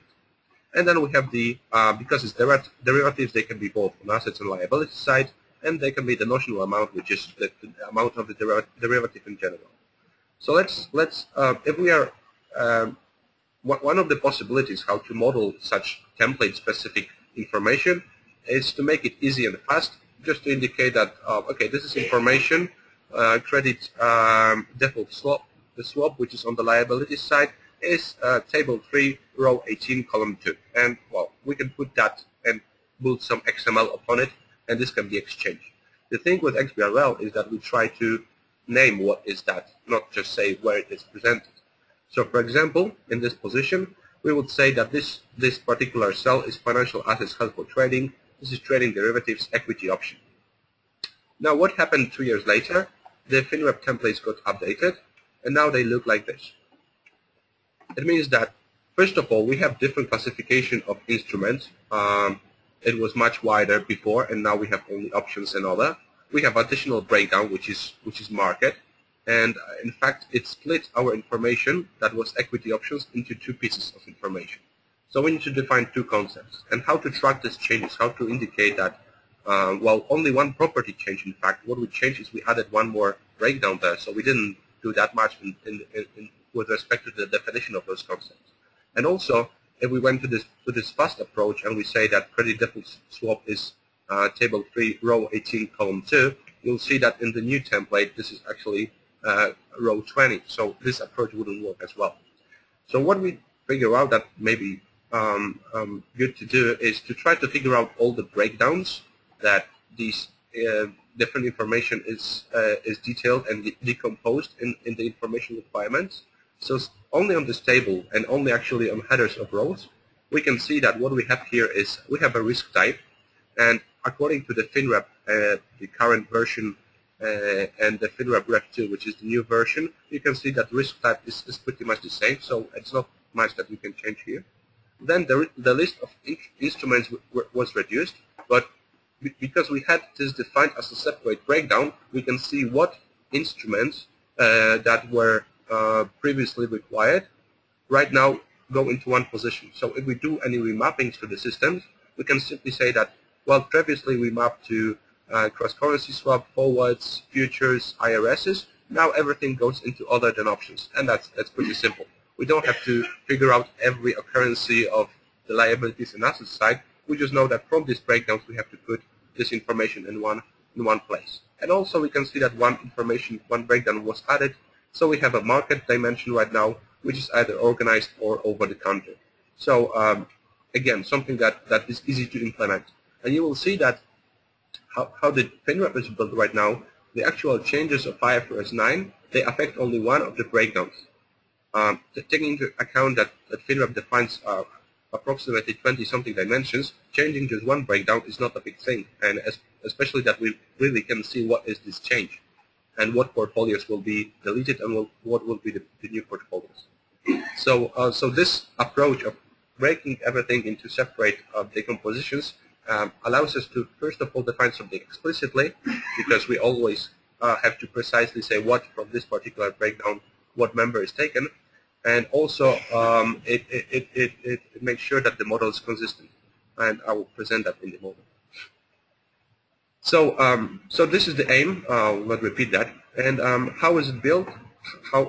What needs to be analyzed before we actually identify all the breakdowns in properties? We have to take a look at what is the purpose of the particular table, then what is the intersection of the headers of rows and column, what is the hierarchy, because level is also important. Sometimes the information is implicit. We have to you have to read the information from the placement of the particular line in the hierarchy.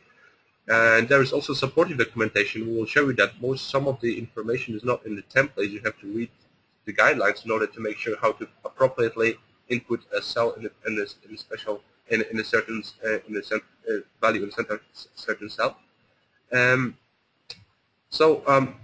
First of all, I will show you that normally if you take a look at templates, you can see that every template is different. Like we have assets, we have liabilities, we have income statement, and they are different things. We shouldn't mix these things. But this is not true. because what is in this template is actually very similar. Take a look at this. I'm pretty much sure you're not able to see anything, but I will tell you what it is here.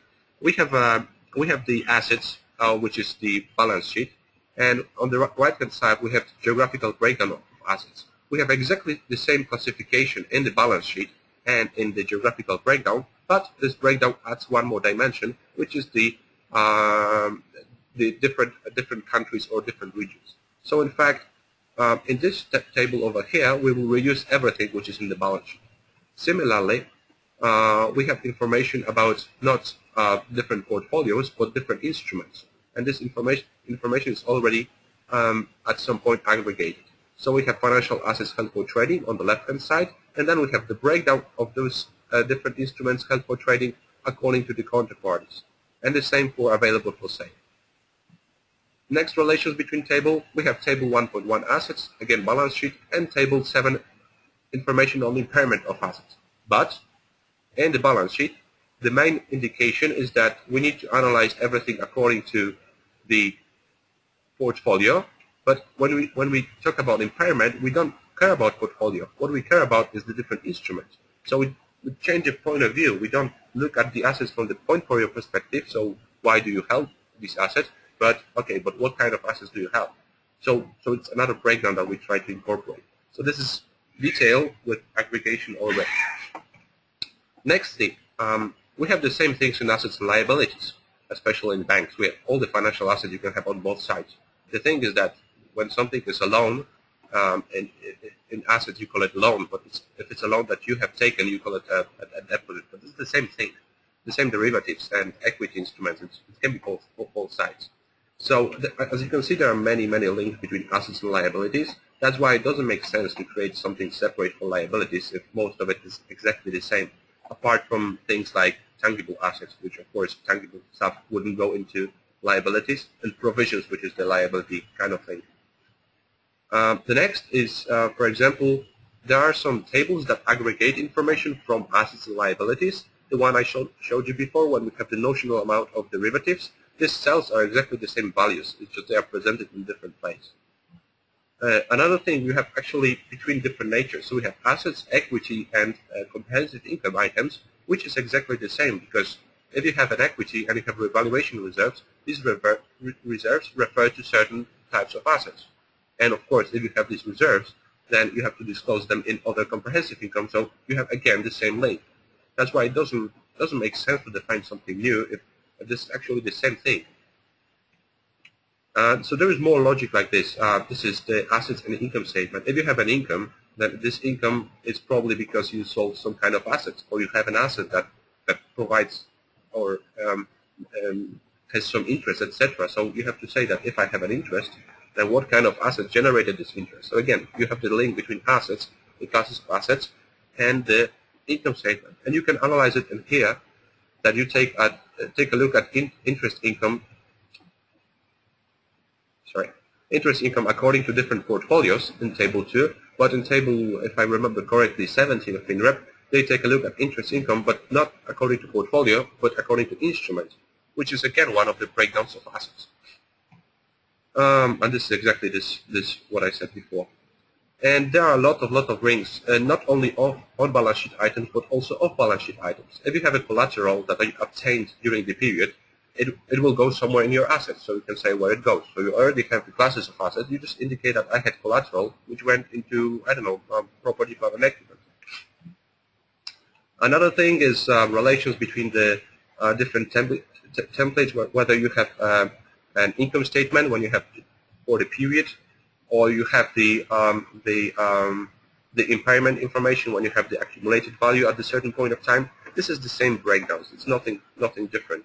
So having them structured properly it makes it easier to maintain and understand the whole data. Another example of movements, we have the equity, or actually liabilities, when you have provisions, but then one of the tables is the movements in provisions. So we use the same kind of dimension, which is the provision part of liabilities, and actually you will see that some part of it is actually linked to the components of the defined benefit plans, because this is where the pension and other retirement benefit obligations go to. So Having this in mind that there is really a relation between each template. I mean, some of the templates are taken from nowhere, and indeed, it happens. But most of them are related.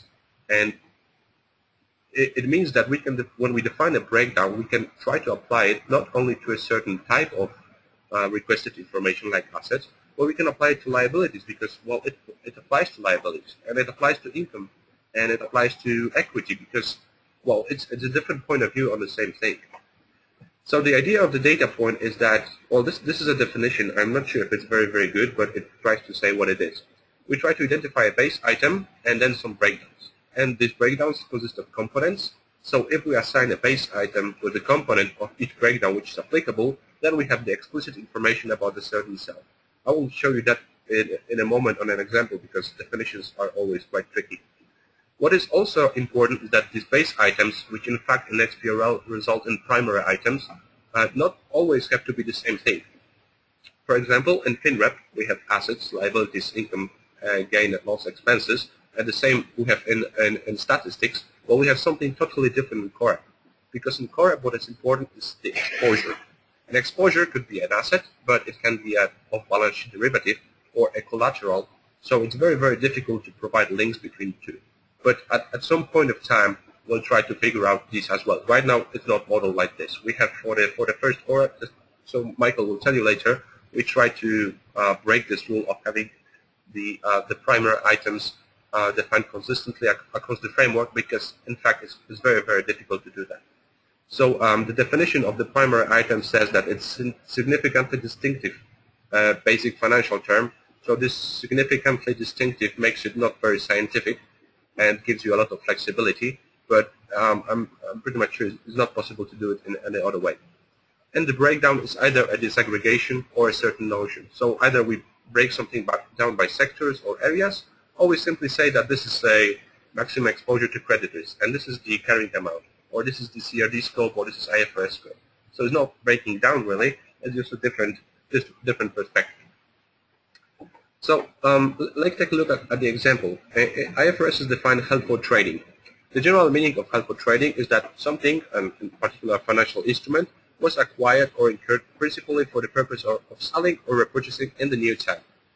But this held for trading can be something that we have in assets, which means we owe it and it will bring benefits, or it can be a liability, which means we issued an instrument which is held by someone for trading, or it can be a source of income and expense. So I have the certain income from those instruments that I sold that were held for trading. So you can see that held for trading is just one property from a certain dimensions, and then we can take a different point of view on it based on what is the base item, and the other way around. So the different dimensions give you a different flavor of the base item. So an example of data point. This is one of the tables for the statistics. It's balance sheet part of assets already with some breakdowns. So the base concept of this table is assets, and everything else which is in headers of columns, headers of rows, in the title of the table and additional documentation, this has to be some kind of breakdowns. So let's analyze what breakdowns do we have here. So we know that this is all assets. Then let's take a look at the headers of rows. What kind of assets do we have here? We have cash, loans and credits, debt securities. Then we have investments in monetary market funds, and we have also equity. In fact, investments in money market funds, this is the same as equity instruments because this is equity instruments issued by EMMs. So we shouldn't define a new instrument for that if it's the same instrument as the one issued by other entities. So this is one thing where you can see that actually headers of rows don't give you much impression about what is there because they are sometimes very, very misleading. Another breakdown that we have here is the original maturity. You can see that, well, loans and debt, of course, some instruments don't have maturity, like equity instruments, because they just don't have it. But loans and debt securities, of course, you have you know how long it's going to be for the time when the loan will be repaid, or you'll be given the money for the debt security. So this is where you can apply the different time intervals. And actually, this is one more thing here, is that time interval is a domain. And then you have a dimension, which is a certain point of view on this domain. For example, you can have loans and credits, which are original maturity 2 years, but because they were issued 1 year ago, so the remaining maturity is just 1 year, and within half a year, there will be the revision of interest rates. So you have time interval domain, which is reused 3 times for the same primary item and the same category of assets. Going forward, we have different counterparties, and again, tricky situation with equity. I'll skip that, but this slide will be available, so you can analyze why do we need alternative breakdowns. Then, what is in the headers of columns? There is some geographical information about what is the counterparty residence, so who is the issuer of the instruments that we held, where he's from, and also what was the original maturity of the instrument, was it euro or some other currency. And having this done for each of the template, we are able to explicitly identify what is in a single cell of this template. For example, let's take a look at this cell. This is assets, that's for sure. This is debt securities. This is debt securities issued by monetary financial institutions, which original maturity is between 1 and 2 years. From the resident, so someone who issued the security was from Spain, and the original amount in which it was issued was euro. So this is all the information that we read from the breakdowns. But additionally, what is not in this table, or is not explicitly that visible in this table, is that location of the activity is Spain. So it's not like the entire consolidation scope, it's just your business in Spain, nowhere else. And also, which is not evident from here, this is not carrying amount, this is outstanding amount, which means that you don't care about impairment and these kind of things. You just say that this is the amount of the loan and this is the original amount. So this is written in the guidelines, which is not obviously in the table. So these data points when we analyze that, we have to have some notation for that, and we use Microsoft Excel for a number of reasons. And the reasons are that everyone has Excel and everyone knows how it works, and it has already some built functions that everyone can use for search, copy paste, etc. And this Excel contains a number of worksheets. So there is a worksheet defining primary items and each of the domain, listing domain members, and there is optionally a data point structure, which is right now not necessary because we have the proposal for table link base, which will render all the stuff, so it's not needed anymore. And there are worksheets with the technical stuff. When we generate the taxonomy out of it, we need to know what will be the namespaces, file names. I will be presenting how it works tomorrow, so just today, just the points what's inside. And how do we develop that? Well, we have to, first of all, as Michael said, what is important is that we have to work with someone who is specialized in that domain. But when you look at it from the perspective of COEP, FINEP, and statistics, you have to have someone who understands all 3 of these frameworks and is able to identify what are the links. So you have to analyze the table, read the documentation, and one by one name and list all the breakdowns. So now Michael will present this. As I said, FINREP will live for tomorrow because there is a separate session. So Michael will show you the data models for COREP and PSI MIR. And this is these data point models when we have the base items and then different properties. Give me a second. Okay. Could you convert Excels as well? Yeah.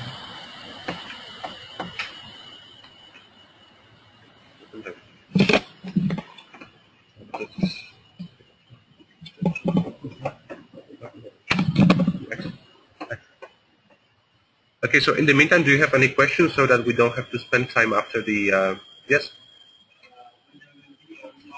I will repeat the question. I will repeat. Whenever we revise the FINREP, will you send us the link between the old FINREP and the new FINREP? Okay, so the question. It will be more easy for you to do where to do the link for the final version, so that you can put the extension of the old FINREP and see where it is to do in the new FINREP so that we have a better understanding of the change. Okay, so the question is whether there's going to be a link between new and old FINREP. What do you mean by old FINREP? The one that works? Okay. The actual one that would be very interesting for users to see. We will take the one of, for example, for 2012. We give you your permission of 2012, and that will be in the new version of 2013, so that you can see this cell is being allocated to these cells you give a tag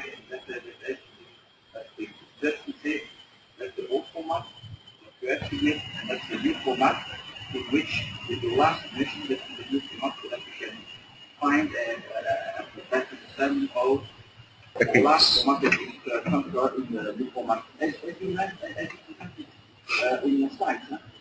Well, the thing is that, well, there are two things actually. One thing is that on the technical level, this is going to be quite difficult because the FinRep as it is right now, it's not that much dimensional as it will be in the future. So of course, with the versioning link base, we can try to identify such links, but I think we'll require some more input from the business users, from the EBA, in order to help solve it. The other problem from the business perspective is that the new FinRep, because the one that I'm presenting is not the one that we will build the taxonomy on, because we'll have the revised FinRep public exposure in May or June, and it will include already the IFRS 9 changes. But it will, from the modeling point of view, it's not going to be that big influence compared to what we have right now, because as I said, it will change only one dimension. But from the business logic, this will be a significant change, because you'll reduce the number of portfolios, and the templates themselves will look totally different. So I'm not sure if it's going to be easy and even possible to make a link between the current FinRep and the new FinRep according to IFRS 9, and indicate for every cell what goes where. I'm pretty much sure that there will be some cells that there will be no link, or it's not going to be possible to define it. I'm not sure that IFRS 9 will be or Yes, that's true, but the new templates of FinRep will have it inside, so they will have it, and if it's not going to be applicable, that it probably moves back to the version that we have currently. Because there are two reasons. First of all, they are not yet agreed and confirmed by IFRS ISB, and the second is whether the European Union will be able and will make it on time to set a law according to IFRS 9. So according to some of the people that work in the Eurofiling network of the EBA, they tend to agree that it will be possible to make it on time, and IFRS 9 will be already in 2012 requirements.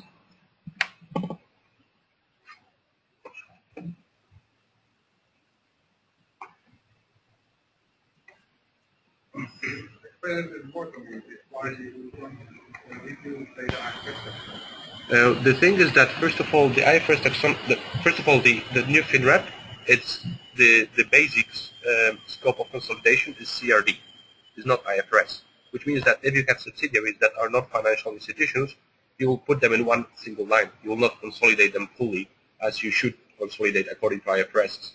So in this sense, it means that already the data that you prepare for the FinRep will be totally different than the data that you prepare for IFRS, because each position you'll have to exclude with the full consolidation these values that are from your non-financial corporation. So this is the first reason why it doesn't make sense that much. But there will be a link between the IFRS and FinRep, which we already tested on 2009 version, and this link was proposed and was tested as a formula link base, which is able to document what is the item in IFRS that results in an item in FinRep. Moreover, if you have formula processor, it allows you to convert the IFRS business document into FinRep and vice versa. So this link we plan to have. The thing is that there will be very, very little overlap between the IFRS and FinRep due to CRD scope of consolidation.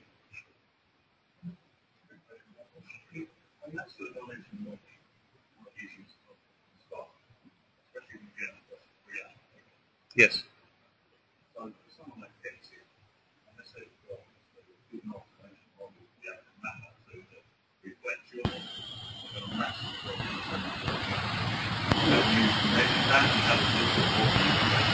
Okay. Why do you say that it's going to be a major effort comparing to flat taxonomy when we have single items? Yes.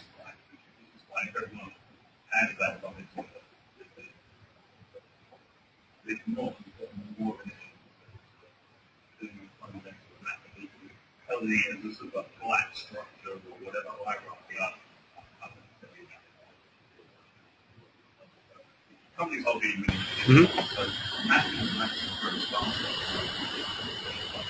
I mean, If you done some analysis. well, I was using some time ago Altova map for mapping between two different things. And the thing is that at the end, what you will map is probably, no matter what's going to be, I'm pretty much sure that at the beginning, at least, the filers won't have a database that will be at any point similar to that. Maybe in terms of some common breakdowns like geographical breakdown of currencies or time intervals, this is common thing. But for the breakdown of different amounts of classes of assets, I'm pretty much sure that there will be not that much, that big match. But the thing is that at the end, what you map is something what you have to something which is representation in the instance document, which is a fact. So a concept pointing to some context, and this is the way how you can read this information. You can read it from the taxonomy, where you have the dimensional combinations, or there are some other solutions when you can do the dump of the instance document to a full instance document and then map one-to-one. And the only variable that you have is the period, probably, and the rest that you have mapped properly, you are able to reuse it. So the instance document at the end is not that much different. It's just yes. I mean, if it works in like warehouse, I know a lot. Mapping between different. Yes, of course. I'm not saying that it's going to be like they will have exactly the same breakdown and we'll just say, oh, this is exactly the same thing.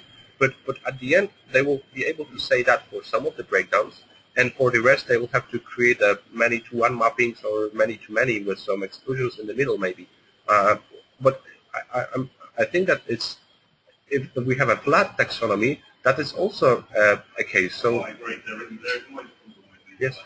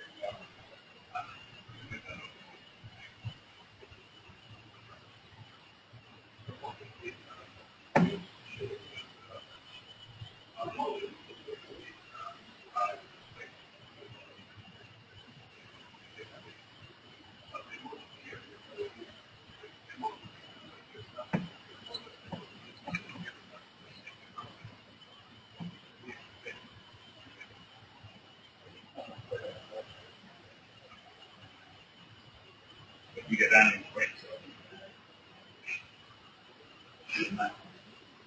You're not correct. We're right.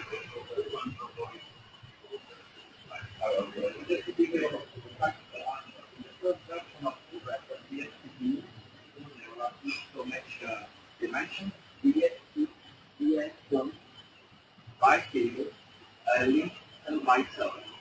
So that's no, we are using more than 40 dimensions for more than 40 years. That's also the reason why we didn't use the XBRL and active or only because we were convinced that we had to use the dimension and it didn't. We didn't use a good use of dimension. We were convinced by that. We can take any contribution software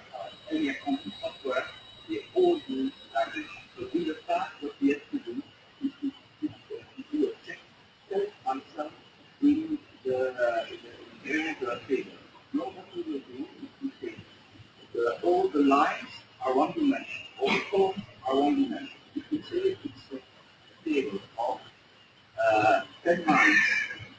The 5 columns were 57. So we have done the wall taking 57. Note the new version, because we have 57, we will just check 10 lines with 5 columns, so only 15 elements. So I expect the new version to get the 3 dimensions on the page, but we want to go to the new version of the graph, revise with the 3 to 10 times, 20 times less than our previous version. Just by using correct group of the dimensions. What we have to do to ensure that all dimensions you are using are the same, yeah, sure. On, for example, what is the definition of a complementarity? Cubic, for example, we have lots of discussion on what is cubic central. For example, I will apply hospital cubic, or I will take what question.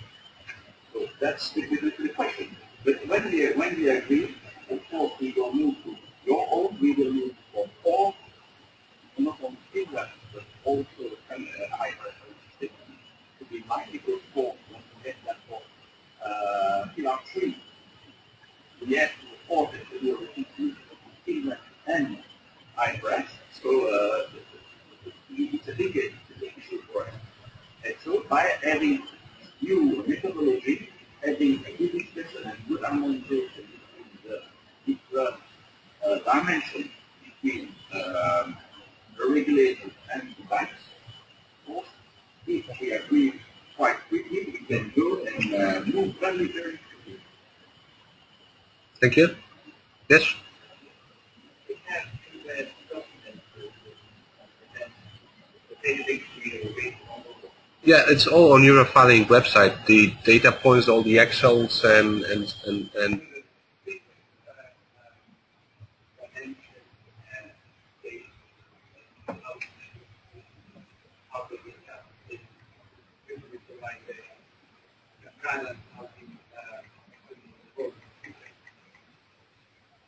well, this is, in terms of what dimensions we have, this is still work in progress. So this is not decided yet what kind of dimensions will be there. There was the first, I will talk about it tomorrow. There was the first version 2009 that was reviewed by the FinWeb network. Now we have some suggestion to the review, and there will be some changes in IFRS 9, and after that we'll have a clear set. But what is important is that when we do these breakdowns, we make sure that if we have a breakdown that is counterparties in FinWeb, we try to apply the same breakdown in CoreApp, not to define exposure types as a counterparty, but in fact it's going to be the counterparties from FinWeb. That's one of the approaches. And one more thing that I want to stress: there was a question previously about the CoreApp that some countries use the exposures, including collaterals, and other don't use collaterals. So the thing is that in this data modeling, we'll have a property, a different breakdown saying if this exposure includes collateral or not. So it's going to be explicit, and you will be able to read from the taxonomy of one supervisor and the other whether they treat it the same way or whether they have a different treatment. We still think on how to do it for clean and dirty pricing in FinWeb, but I think that this kind of approach has to be there. Otherwise, we're not able to, first of all, compare data between countries, which will be necessary for the KRI reporting, but also to make sure that there is a lower reporting burden for the different banks. So I suggest that because I believe in 15 minutes we'll have to probably, or 12, leave. So Michael can introduce the data models, and we'll have another session tomorrow on FinWeb and stuff. So maybe this is where we can have some more questions. We continue the discussion. So just one remark at the beginning. In fact, there is a huge work to be done, but on the supervisory side, to prepare and to check, and in fact double check, the models that are going to be prepared, because there will be so explicit that in fact every mistake, every ununderstanding and such a situation will be seen on a plate. So in this sense, there will be no such a problems like just asking a supervisor, what data are you asking for in this particular cell? I will show you in a moment how it will look at this moment in the CoreApp data model. but you have to be aware that this data model is not finished. It is still evolving in relation to discussion in the CoRep group. Everyone knows at this moment how the CoRep looks like, but when we will check and we will look for the very basic items, very basic concepts that are reported in the CoRep framework, then 90% or even more of the framework we are able to cover just using two different primary items. Everything is or exposure or own funds. In fact, we have, let's say, 7 more different primary items, and we are able to cover all the data framework in CoRep. So where is the point? The point is in at least 2 different domains that we are using. The first domain is main category that help us to reflect every information. In a sense, if it is related to own funds, then which kind of own funds? In this case, we have a breakdown of own funds that looks in the same, more or less the same way as it looks in the old version of CoRep. But in fact, again, a lot of work can be done in this place just to check what are those instruments and are there any different hidden dimensions in this case. When we check this information that is required according to the standard, we have also information related to the old version of IFRSs, just like valuation differences in other available for sale financial assets, stuff like that, that probably will have to be changed also till the end of this year. But when we talk about hybrid instruments, again, what is the hybrid instrument, how it is divided, what are the breakdowns that are applicable to make a difference between hybrid instruments that go to tier 1 or tier 2 and so on. So still we need some more dimensions.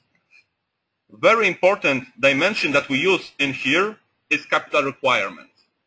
In fact, all second part of CA template is related to capital requirements. So when we take from the basic financial term, from the primary items, the exposures, we can check with what is the relation with of those exposures to capital requirements. Is it exposure to cover risk? Is it capital requirements related to fixed overheads, and so on? This is the moment that we can switch to another dimension to check what is the risk type. We all know that we have credit risk, we have market risk, but we still know that there is a high level of similarity between those kinds of risks and those that are related to derivatives in FinRep. We have also information about amounts. In fact, all titles of columns in the spreadsheets related to the CoRep, in fact, are different kinds of amounts related to exposures. It can be original exposure pre-conversion factors. It can be some exposures after taking into consideration some credit risk mitigation techniques. But in fact, this is just another way or another level of looking on the exposure. So in this case, we have information for a CRSA template related to all of those columns. But in fact, the most basic amount is on the very low level, which gives us a hint how the calculation is being proceeded. In this case, original exposure pre-conversion factors minus value adjustment is equals to exposure net of value adjustment. So we go up, up, up, and in the end, we get the total requirement related to the credit risk in SA approach. So from this kind of modeling, we can also exclude information that are reused in different frameworks. When we check the information from some of those columns in this template, we see here information that we also know from statistics. We know this information from FinRep related to collateral, forms of collateral. We have here information about funded, not unfunded credit protection. So we reuse the same dimension or the same domain that we use in statistics or in FinRep In this case, unfounded credit protection guarantees credit derivatives, founded and kinds of founded credit protection. So again, we have breakdowns that we can use in the same time in many reporting frameworks, which helps us, again, to make this model as stable as it is possible. Again, that was a huge discussion how to model this information. This is exposure classes. We get used to the exposure classes, which in fact are not so explicit as it can be.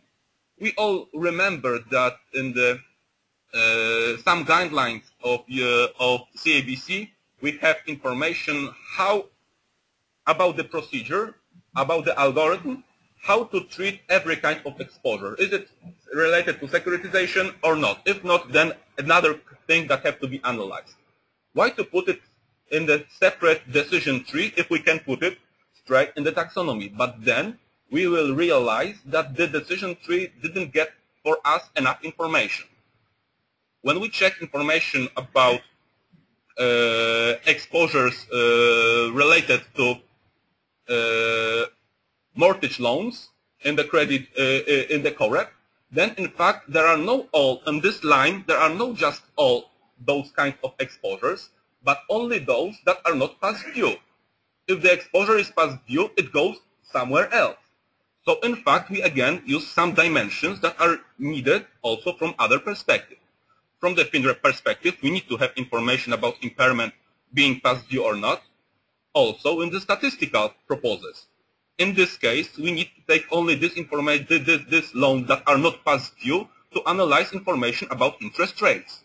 So again, we can check such information and create a separate dimension to reflect this data. Then we have information about counterparties, and again, this is very similar information not only to FINREP but also to statistics. We have information about risk types.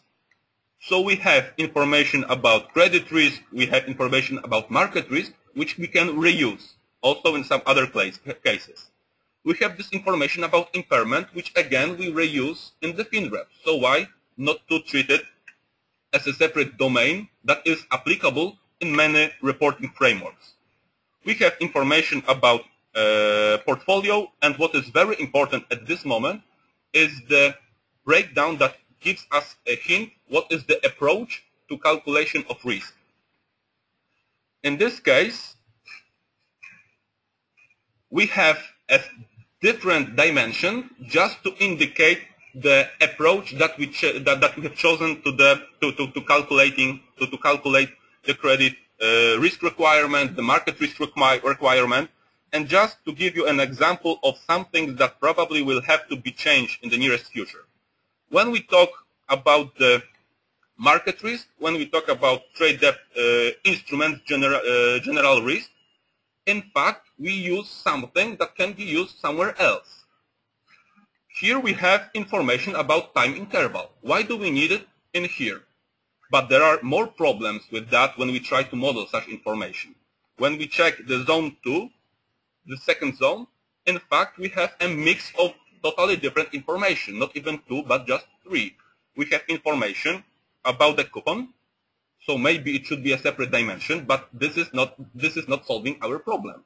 Because in this case, we even are not able to say that this is those debt instrument with maturity from 1 year to 2 years, but for those that have a coupon less than 3 years is just up to 1.9 years. So this is the things we try to solve using this dimensional approach. When we have, in case of statistics, percentage intervals, when we have in FINREP, also in COREP, also in statistics, time intervals, and so on, why not to reuse it?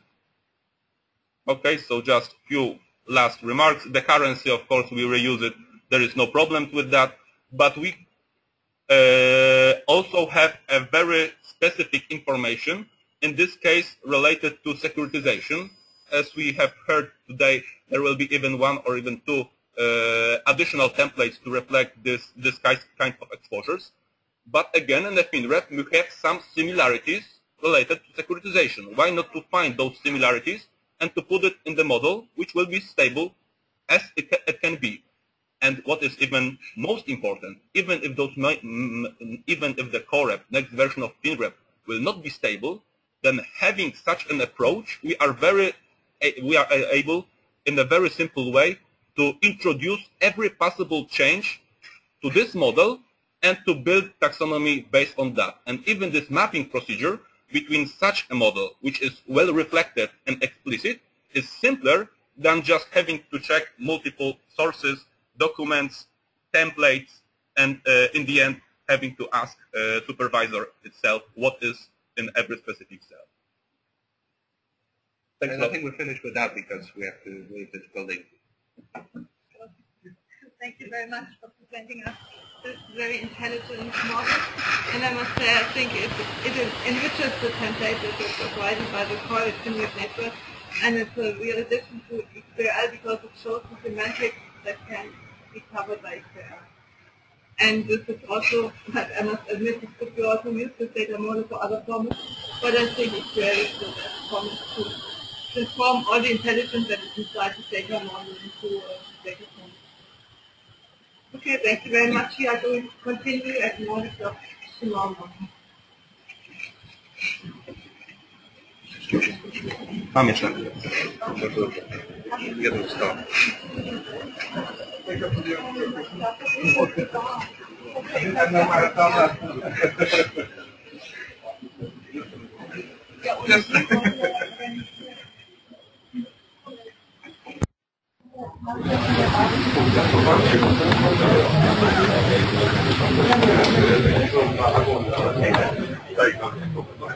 I was